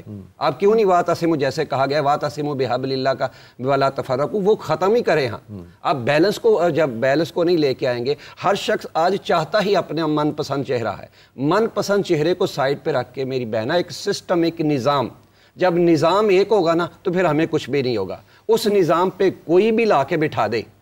نبی کریم صلی اللہ علیہ وسلم نے ایک سسٹم دیا, ایک نظام دیا. آپ جو بھی اس پہ جو بھی آتا رہا, جو بھی ہستی تشریف لاتی رہی, وہ سسٹم کو لے کے چلتے تھے, اپنی ذات کو نہیں لے کے چلتے تھے. آج ہر آنے والا اپنی ذات کو لے کے جاتا ہے. قائد اعظم رحمۃ اللہ علیہ نے بھی ان چیزوں کو دیکھا تھا, مگر ان چیزوں کو دیکھ کر ایک بات سائڈ پہ کرتے ہوئے کہا تھا, ان کو بھی لوگوں نے کہا تھا, ہم نے تو یہ ضیاء صاحب نے بڑی کھل کر بات کی ہے. حافظ صاحب میں چاہوں گی آپ بھی کھل کر بات کریں. اسی کا جواب دینے لگا ہوں, میں اس کا جواب دے رہا ہوں. قائد اعظم رحمۃ اللہ علیہ نے بھی کہا تھا کہ آپ کے دائیں بائیں تھوڑی باتیں کرنے والے لوگ موجود تھے بے شمار, چھوڑ دو قائد اعظم یہ کیا کر رہے ہو یار, تم نے پاکستان بنا کے کیا کرنا ہے, یہ دو قومی نظریہ, اس دراصل اس کے پیچھے چیزیں تو یہی ہے نا. تو قائد اعظم ہم اس بات کو سمجھے نا, قائد اعظم رحمۃ اللہ علیہ نے پھر یہ کہا تھا کہ پاکستان, مسلمان پیدا ہوا ہوں, مسلمان جیا ہوں, مسلمان کام کیا ہے اور مسلمان ہی مرنا چاہتا ہوں, اور جب میں اللہ کے حضور جاؤں تو میرا رب مجھے کہے ویل ڈن مسٹر جناب. بھائی ہم اس بات کی طرف کیوں نہیں آ رہے جو اتحاد کی فضا ہے؟ ہر کسی نے ابھی جن 3 لوگوں کا نام لیا گیا, بھائی ایسا نہیں ہے, سب کو ایک پلیٹ فارم پہ لے کے جائیں, اتحاد کی فضا پیدا کرے, بیلنس کو لے کے آئے. جب آپ کو بیلنس میں نہیں نہ لے کے آئیں گے تو تب تک یہ نظام ٹھیک ہو ہی نہیں سکتا. بیلنس تو آپ کے مابین بھی تو کریٹ ہونا چاہیے نا حافظ صاحب. بیلنس تو کیا ہو رہا ہے, بیلنس کس نے کرنا ہے؟ اس بیلنس کی پاور میرے پاس نہیں, میں تو علل اعلان کہتا ہوں. ابھی تھوڑی دیر پہلے بات ہو رہی تھی انفرادی طور پر, بیلنس کی پاور کس کے پاس ہے؟ ریاست کے پاس. ریاست اس بیلنس کو لے کے آئے, سب کو ایک پلیٹ فارم پہ لے کے مفتی صاحب, اتحاد کی فضا قائم کرنے کے لیے علماء کوئی بڑا کردار ادا کیوں نہیں کرتے یا اب تک کیوں نہیں کر پائے؟ بسم اللہ الرحمن الرحیم. جو علامہ صاحب فرما رہے ہیں نا اس پہ آپ غور کریں. اب جب یہ بات ہے کہ فلاں حکمران نے فلاں کو قریب کر لیا تو دوسروں نے کرٹیسائز کیا, بھئی اس کو صرف کیوں قریب کیا؟ جو کرٹیسائز کر رہے ہیں ان کو کیوں نہیں کیا؟ بات سمجھے نا آپ. جب آپ بیلنس لے کر لوگوں کو ساتھ ملیں گے, کرٹیسائز کرنے والا نہیں رہے گا, اتفاق اتحاد کی فضا پیدا ہو جائے گی. وجہ یہ ہے کہ جو میری رائے سے اختلاف کرتا ہے میں اس کو قریب کروں گا, مجھ پہ تنقید کرے گا تو میں تو برداشت نہیں کرتا. آپ چینلز میں آپ دیکھ لیں, ایسا آدمی نہیں لایا جائے گا جو کرٹیسائز کرے, وہ لایا جائے گا جو کرٹیسائز نہ کرے. ہمارا مزاج ڈیموکریٹک ہے نہیں, ہمارا مزاج یہ نہیں, ہمارا تو یس مین والا مزاج ہے, اور نام ہم ڈیموکریسی کے لیتے ہیں, وہ میں ہوں یا آپ ہوں یا کوئی اور ہو, سیدھی سی بات ہے. تو اس میں ان کی بات بالکل ویلڈ ہے. ہر طرح کے علماء کو، ہر طبقے کے علماء کو ساتھ ملا کر اگر ان میں سے کوئی کرٹیسائز کرتا ہے تو اس کو بھی بادب طریقے سے کرنا چاہیے اور اس کو اچھے طریقے سے سننا بھی چاہیے اور اپنی اصلاح بھی کرنی چاہیے. جب یہ شکل پیدا ہوگی نا پھر نہیں ہوگا کہ فلاں تھا تو تم درباری ملا بن گیا ہو یا نہیں، وہ کہے گا تو بھی تو بنا ہوا ہے نا. تو پھر سارے کے سارے ایک جگہ ہوں گے اور سب اصلاح کی کوشش کریں گے اور سب کے سب ہی خیر خواہی کی کوشش کریں گے. اور اگر کسی کی تعمیری تنقید ہوئی تو اس کو باقاعدہ لیا بھی جائے، سنا بھی جائے، اس پر عمل بھی کیا جائے. بلکہ آپ ایک منٹ دیکھیے قبلہ، امام اعظم ابو حنیفہ جیسی شخصیت، امام احمد بن حنبل جیسی شخصیت، امام شافعی علیہ رحمہ جیسی شخصیت، یہ چھوٹی شخصیات ہے؟ نہیں. کسی بھی شاہ کے دروازے پر جانا منع کرتے ہیں. فرماتے ہیں جو عالم اور جو اس بڑے لیول کا بندہ جب کسی شاہ کے دروازے میں جائے گا نا تو پھر دین کی خیر نہیں ہے. یہ کل بھی یہ بات ہوئی، تو پھر اس کو ماننا پڑے گا نا. جی آپ لوگوں نے ماننا ہے. زریاب صاحب آپ کیا کہیں گے؟ لیکن جی یہاں پہ ماننے والی بات یہ ہے کہ جب مولانا طارق جمیل کو ایسے کوئی پوزیشن پہ بلایا گیا تھا تو اس وقت علماء کو اکٹھا ہو جانا چاہیے تھا کہ اب فائنلی ایک سرکار جو ہے اس نے اپنے ساتھ ایک عالم کو جوڑ لیا ہے، ایک مفتی کو جوڑ لیا ہے، ایک دین کی تبلیغ دینے والے، برسوں سے تبلیغ دیتے ہوئے ایک شخص کو جوڑ لیا. اب ہمیں ان کے ساتھ اکٹھے ہو جانا چاہیے تاکہ ہم تربیت کے اندر، قوم کی نیشن بلڈنگ کے اندر اللہ تعالیٰ کے نبی کی سنت اور سیرت طیبہ کو لے کے آئیں. ایسا نہیں ہوا اور ابھی بھی نہیں ہوگا. آج بھی اگر کوئی سرکاری پوزیشن جو ہے، کوئی سرکاری لیڈر جو ہے کسی مولوی کو یا کسی مذہبی اسکالر کو ساتھ لے گا تو آپ مانیں، تسلیم کریں اس چیز کو کہ سب کہیں گے مجھے کیوں نہیں لیا، تو میرے والے فرقے کے یا مسلک کے شخص کو کیوں نہیں لیا، تو فلاں کو کیوں نہیں لیا. وہ آپ سب ایک جگہ ایک قرآن کے نیچے یونائٹڈ ہے. وہ آپ کا کوئی بھی بھائی آ جاتا تو اس کے بعد وہ رستہ ہموار ہو جاتا کہ اب تربیت کے اندر ہماری دینی تربیت بھی شروع ہو جائے گی. ایسا نہیں ہوتا. اور ابھی بھی دیکھیے میں مولانا طارق جمیل کا نام لے رہا ہوں تو وہاں پہ ٹاپک سے سارے ادھر ادھر ضرور جائیں گے. مولانا طارق جمیل کی ڈیفینس میں کوئی ریلیجس اسکالر نہیں بولے گا کہ ہاں یہ اچھا ہوا تھا اور ٹھیک کام ہوا تھا، یہ چلنا چاہیے تھا. اس کے بعد ایک مولانا طارق جمیل آئے تھے تو ساتھ ساتھ پیرلل میں اور لوگ بھی آتے. یہ گفتگو نہیں ہو رہی، گفتگو جان بوجھ کے ادھر ادھر کی ہونا شروع ہو گئی ہے تاکہ ان کا نام جو ہے وہ ان کا نام سامنے رکھ کے. اور آج جس مبارک ہستی کا ذکر ہو رہا تھا وہ بھی صلح کے نقیب تھے، انہوں نے بھی خلافت سے دستبرداری اختیار کر لی. صحیح. سبحان اللہ. جی زریاب صاحب آپ کنٹینیو کیجئے.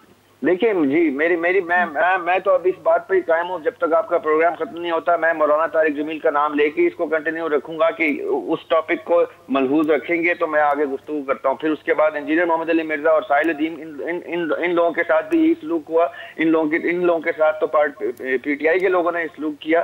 دونوں کیسز بھگت رہے ہیں صرف اس لیے کہ ان لوگوں نے جرأت جسارت کر لی تھی. کسی معاشرے کے کسی ایسے عنصر کو ہائی لائٹ کر کے کرٹیک کیا تھا تو کتنے پرچے انجینئر بھگت رہے ہیں، کتنے پرچے ساحل بھگت رہے ہیں. یہ کس قسم کا اصول ہے؟ کون آئے گا پھر تربیت کرنے کے لیے جب اس قسم کی رکاوٹیں اپنے ہی ڈالنا شروع کر دیں گے؟ بٹر صاحب ان سلوک کی مذمت کیوں نہیں کر رہے آپ؟ میں پھر اگین کہہ رہا ہوں کہ اگر کسی آفیشل کی طرف سے مذمت ہر ایک ایسا جو غیر یہ رکیے گا پلیز. دیکھیں آفیشل میں یہ سارے کے سارے آپ لوگ ایک قوم اپنے آپ کو کیوں نہیں سمجھتے؟ میرے کسی کالج کے بچے نے بھی اگر کوئی بدتمیزی کی ہے تو میں معذرت خواہ ہوں. میں یہ نہیں کہوں گا کہ جی میرا یہ آفیشل سٹیٹمنٹ نہیں ہے. میں کہوں گا یہ میری قوم کا بچہ ہے جس نے یہ کیا ہے، یہ میرے ہی گھر کا فرد ہے جس نے یہ کیا ہے. ہم سب اون کیوں نہیں کر رہے؟ یہ اونرشپ کب آئے گی؟ آپ تو ماشاءاللہ سیاسی لیڈر ہیں، آپ تو انہی لوگوں کے ووٹوں کے اوپر آتے ہیں. آپ کا تو کوئی ٹرول کرنے والا بچہ بھی بولے تو کہ یہ میرا ووٹر ہے، اس لیے میرا حق بنتا ہے، میرا فرض بنتا ہے کہ میں اس کی تربیت کروں. آپ ایک دم سے ڈس آن کرتے ہیں کہ آفیشیل سٹیٹمنٹ نہیں آئی تو میں پیچھے ہٹ جاتا ہوں. نہیں میں بالکل پیچھے نہیں ہٹ رہا. میں تو آپ کو فیکٹس کے اوپر بات بریف کر رہا ہوں. ہمارا آئین، ہمارا کانسٹیٹیوشن فریڈم آف سپیچ اور فریڈم آف ایکسپریشن کا ہمیں جب کہتا ہے اگر ایک بندے کی اپنی رائے ہے کسی کے بارے میں، اگر مکالمہ کرنا تو بات تو بہت لمبی کھینچ جائے گی.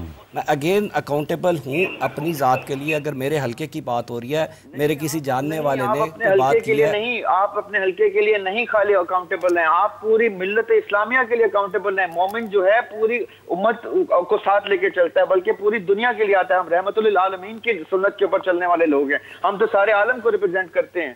ہمیں یہ کہنا چاہیے جس شخص نے بھی، جس پاکستانی نے کم از کم یہ کہہ لیں کہ جس پاکستانی نے بھی ایسی کوئی حرکت کی ہے وہ میرے دامن پہ داغ ہے.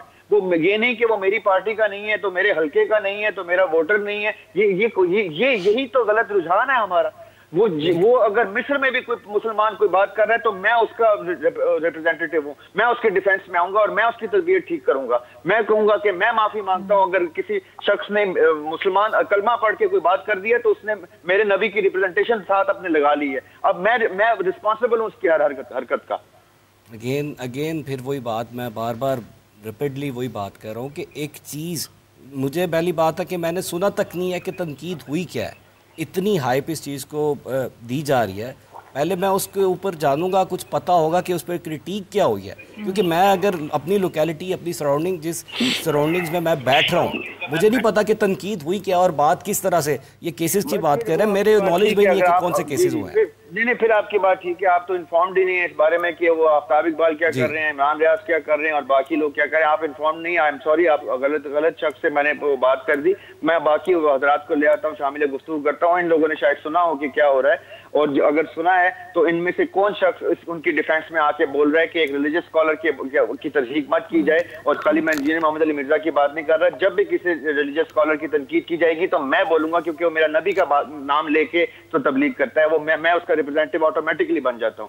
میں on behalf of everybody who's sitting in the studio, on behalf of everybody who's listening, میں یہ بات آج آپ کے پلیٹ فارم سے کرتا ہوں کہ جو شخص بھی ایک ریلیجس اسکالر کے بارے میں اس لیے تنقید کر رہا ہے کیونکہ اس نے کسی پولیٹیکل لیڈر کی کرٹیک کر دی ہے تو اس کو شرم آنی چاہیے, اس کو حیا کرنی چاہیے کہ یہ وہ لوگ ہیں, یہ ممبر پہ بیٹھ کے گفتگو کرنے والے لوگ ہیں, ان کا ادب ہم پر واجب ہے. ہمارے ان سے نظریاتی اختلاف ایک طرف, لیکن جب یہ ان کے اوپر کوئی اٹیک ہوگا تو میں ان کے ساتھ کھڑا ہوں گا کیونکہ یہ میرے نبی کا نام لے کے یہ میرے قرآن کی تبلیغ کرتے ہیں. یہ تو دو طرفا ہے کہ نہ اسلام میں جو ہے وہ پالیٹکس کو لایا جائے اور نہ پالیٹکس میں جو ہے وہ اسلام کا نام خراب کیا جائے. تو ہمارے علماء بھی تو دراصل نہیں ایسا نہیں ہے کہ اسلام میں نہ لایا جائے. دراصل یہ کیسی بات ہے, اسلام سے کیا چیز چھپی ہوئی ہے, دین سے کیا چیز چھپی ہوئی ہے, میں عرض کرنا چاہتا ہوں.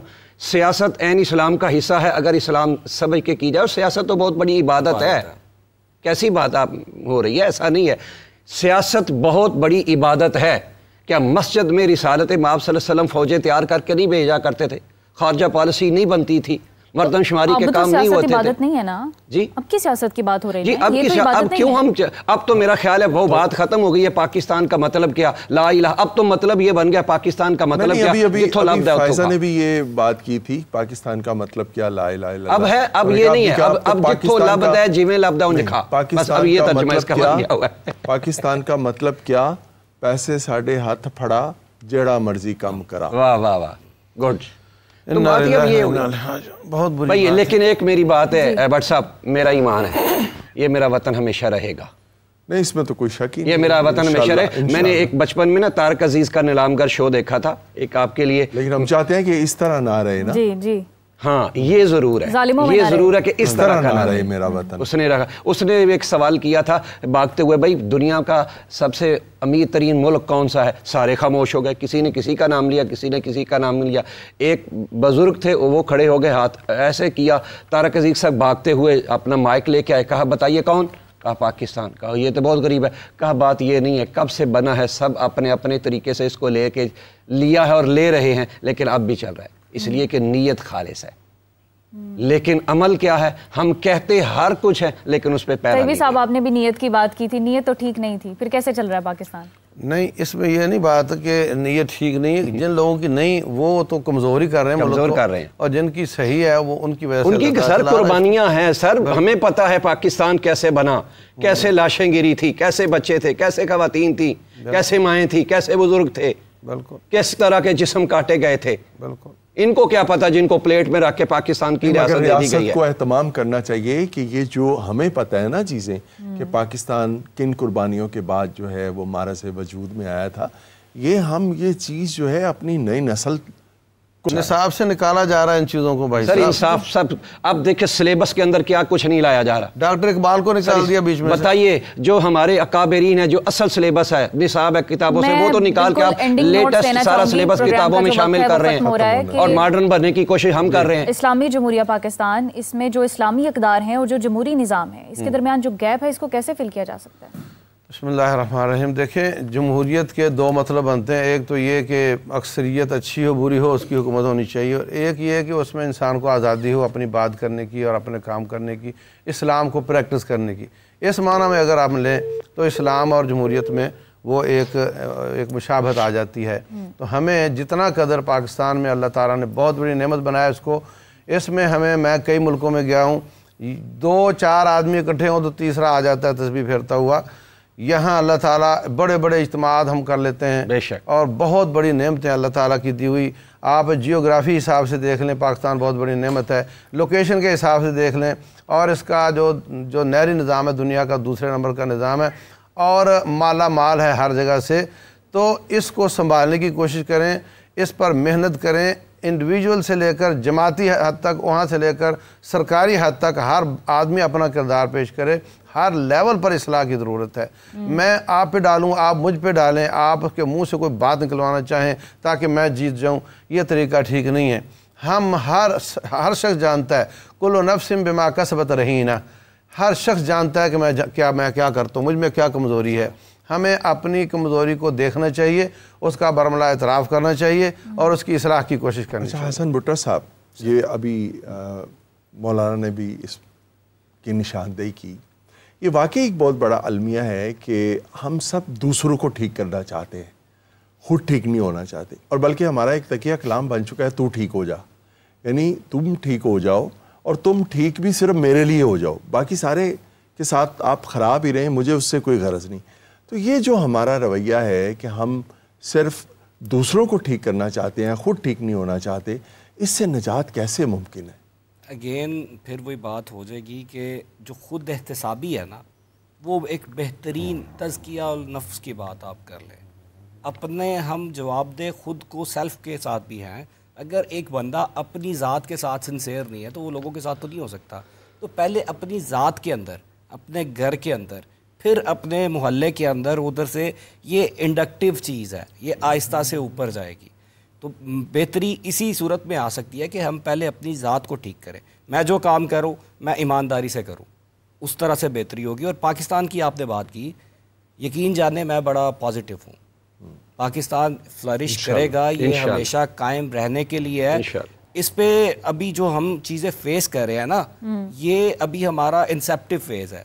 कौमें बहुत सारी ऐसी चीज़ें फेस करके फिर ही उभरती हैं। जनरेशन को भी जो है वो मैं गुजारिश करूँगा, हमें एशियन टाइगर्स कहा जाता है।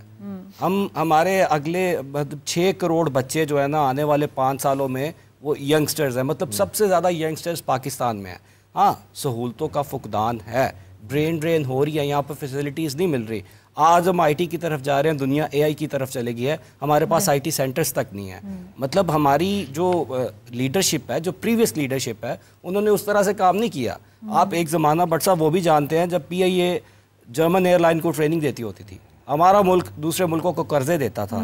मगर दरमियान में एक फेज़ ऐसा आया कि हम कर्जे लेने वाले बन के, लीडर्स जो होते हैं ना वो कौमों की इज्जत बनाते हैं, कौमों की इज्जत बनाते हैं। ज़राब साहब की बात भी मैं इसमें ऐड करना चाहूँगी। जी देख लें जी, मैंने तो बस यही आप सबके सामने ही बात है। Moral of the story today ये है कि जब मैंने मौलाना तारिक जमील का नाम लिया तो कोई हमारे रिलीजियस बरादरान जो हैं उनके साथ खड़े होने के तैयार नहीं है। अभी आपके सामने की बात है। जैसे ही मैंने पॉलिटिकल की बात की तो पॉलिटिकल ने अपने आपको साइड पे कर लिया। बस ये है हमारी असलियत कि अगर कोई रिलीजियस स्कॉलर की तस्दीक हो रही है तो होने दो, हम पीछे हट जाएं, क्योंकि हमारे फिरके का नहीं है, हमारे मसलक का नहीं है, हमारे मकतबा फिक्र का नहीं है। और अगर पॉलिटिकल की बात हो रही है तो हमारी पार्टी का नहीं है, तो जो चाहे करे। ये हमारे मॉरल ऑफ द स्टोरी है। इसी के ऊपर प्रोग्राम का खात्मा करें कि ये है हमारी कौम जिसके 4-5 टुकड़े स्टूडियो में बैठे हुए हैं और 25-30 टुकड़े और ऐवानों में बैठे हुए हैं और 150-200 टुकड़े जो हैं वो और हलकों में बैठे हुए हैं। और ये 25-30 करोड़ जो हैं लोग जो हैं ये इन टुकड़ों के नीचे अपने अपने झंडे चमकाएं, अपने अपने बारे में बात करें। जब तक अपने दामन पे दाग ना आए, किसी के डिफेंस में ना खड़े हो, किसी को प्रोटेक्ट ना करें, किसी की तरबियत ना करें, किसी की इस्लाह ना करें, ये है हम लोग इसको तस्लीम करते हैं। इसी बात के ऊपर आज रोजा खोलते हैं और समझते हैं कि हमारे रोजे कबूल हो जाएंगे। हम ये झूठी अपने अनाज जो है बरकरार रखते हैं। यही हमारी असलियत है। इस असलियत के साथ इस प्रोग्राम का खात्मा करते हैं। मैं इधर एक चीज़ ऐड करूँगा माजरत के साथ। जी देखिए, इस चीज़ पे अगर उन्होंने बात करनी है प्रॉपर तो उस पर अलहदा से टाइम रख के मैं उनके पास जा सकता हूँ, नशिस्त कर सकता हूँ, ایک چیز جس کا مجھے علم نہیں ہے میں اس کے اوپر گفتگو کرنا جائز نہیں سمجھتا. میں جاپنیز کی اگزامپل دیتا ہوں. ٹوٹے ہوئے جو برتن ہوتے ہیں نا, کپ ہوتے ہیں, ان کو بھی سجا کے رکھتے ہیں. تو اس کے اوپر ان کا مقصد کیا ہوتا ہے کہ وہ اپنی غلطیوں کے ساتھ سیکھتے بھی ہیں اور جیتے بھی ہیں. ہم لوگ یہ اچھا ہوا سوری ٹو سے کہ آپ جیپنیز اگزامپل تو آپ دے رہے ہیں, معذرت کے ساتھ آپ اپنے ملک کے سب سے بڑے ایشو سے انفارم نہیں ہیں. اب میں حیران ہوں اس بات پہ, اور اگر ہم انفارم نہیں ہیں اور ہم نے اس کے لیے الگ نشست رکھنی ہے تو میں پھر مجھے الگ نشست پہ بلائیے گا مجھے بھی, کہ جس میں انفارمڈ لوگ بیٹھے ہوں جن کو پتا ہو کہ کیا چل رہا ہے. میرے ملک کا یہ بڑا مسئلہ نہیں ہے, معذرت کے ساتھ میرے ملک کے بڑے مسئلے اور ہیں. پانی کی کمی, روزگار کی فراہمی, brain drain, rule of law. نہیں آج میرے ملک کے مسئلے وہ ہیں جی, اکانومی میرے ملک کا مسئلہ. میرا تو خیال ہے کہ ہم سب کو جو ہے وہ ایک پیج پر آنے کی ضرورت ہے. بحث و مباحثے میں بات بہت آگے نکل جائے گی. جی جو ہے مسائل جو ہیں ان کے حل کی طرف بھی آنا ہے, اور صرف ایک دوسرے کو ٹارگٹ کرنے سے بھی کچھ حاصل نہیں ہوگا. میں آپ دونوں حضرات کے کانٹیکٹس جو ہے وہ آپس میں شیئر کرا دوں گی, آپ لوگ ضرور اس پر نشست کیجیے گا, اور پھر ہم اپنے پروگرام میں بھی جو ہے وہ اس کا ذکر کریں گے. تو میں اپنے ناظرین کو یہ بھی بتاتی چلوں کہ اگر آپ کیلی گرافی میں انٹرسٹڈ ہیں اور آپ کے اندر ٹیلنٹ ہے یا آپ کے بچوں کے اندر, تو آپ ان کے فن پارے ہمارے واٹس ایپ نمبر پر شیئر کر سکتے ہیں. ہم اپنے لائیو پروگرام میں آپ کو بلائیں گے اور انعامات سے بھی نوازیں گے. اور اسی کے ساتھ آج کے پروگرام کا وقت ختم ہوا. انشاءاللہ کل آپ کے پاس پھر حاضر ہوں گے ایک نئے ٹاپک کے ساتھ. آخر میں حافظ آپ دعا کرا دیجیے. اللہم صلی علی سیدنا و مولانا محمد و علی آلہ و اصحابہ و بارک وسلم. اے مالک, اے پروردگار عالم, انتہائی با مقصد گفتگو اور نیک نیتی کے ساتھ جو کی گئی, اس کو اپنی بارگاہ میں شرف قبولیت عطا فرما. اگر کوئی غفلت کی وجہ سے اور اپنے جذبات کی وجہ سے کوئی الفاظ مختلف اور شدید ہوئے, ہم اس پر یا رب العالمین ہمیں معافی بھی عطا فرما, اور اگر حقیقت پر مبنی ادا ہوئے تو اس کا ہمیں ثواب بھی عطا فرما. یا رب العالمین ہمارے وطن کی حفاظت فرما, اس خطہ پاک کی حفاظت فرما, افواج پاکستان کی حفاظت فرما, اور بالخصوص یا رب العالمین امت مسلمہ کو متحد فرما, امت مسلمہ کو متحد فرما, عالم اسلام کو متحد فرما. یا پروردگار عالم, آج کا خصوصی دن حضرت سیدنا امام حسن المجتبیٰ رضی اللہ تعالی عنہ, آپ کی کا ولادت باسعادت کا دن ہے. آپ کی برکتیں, آپ کی ذات کی برکتیں یا رب العالمین امت مسلمہ پر قائم فرما برحمتک یا ارحم الراحمین یا رب العالمین.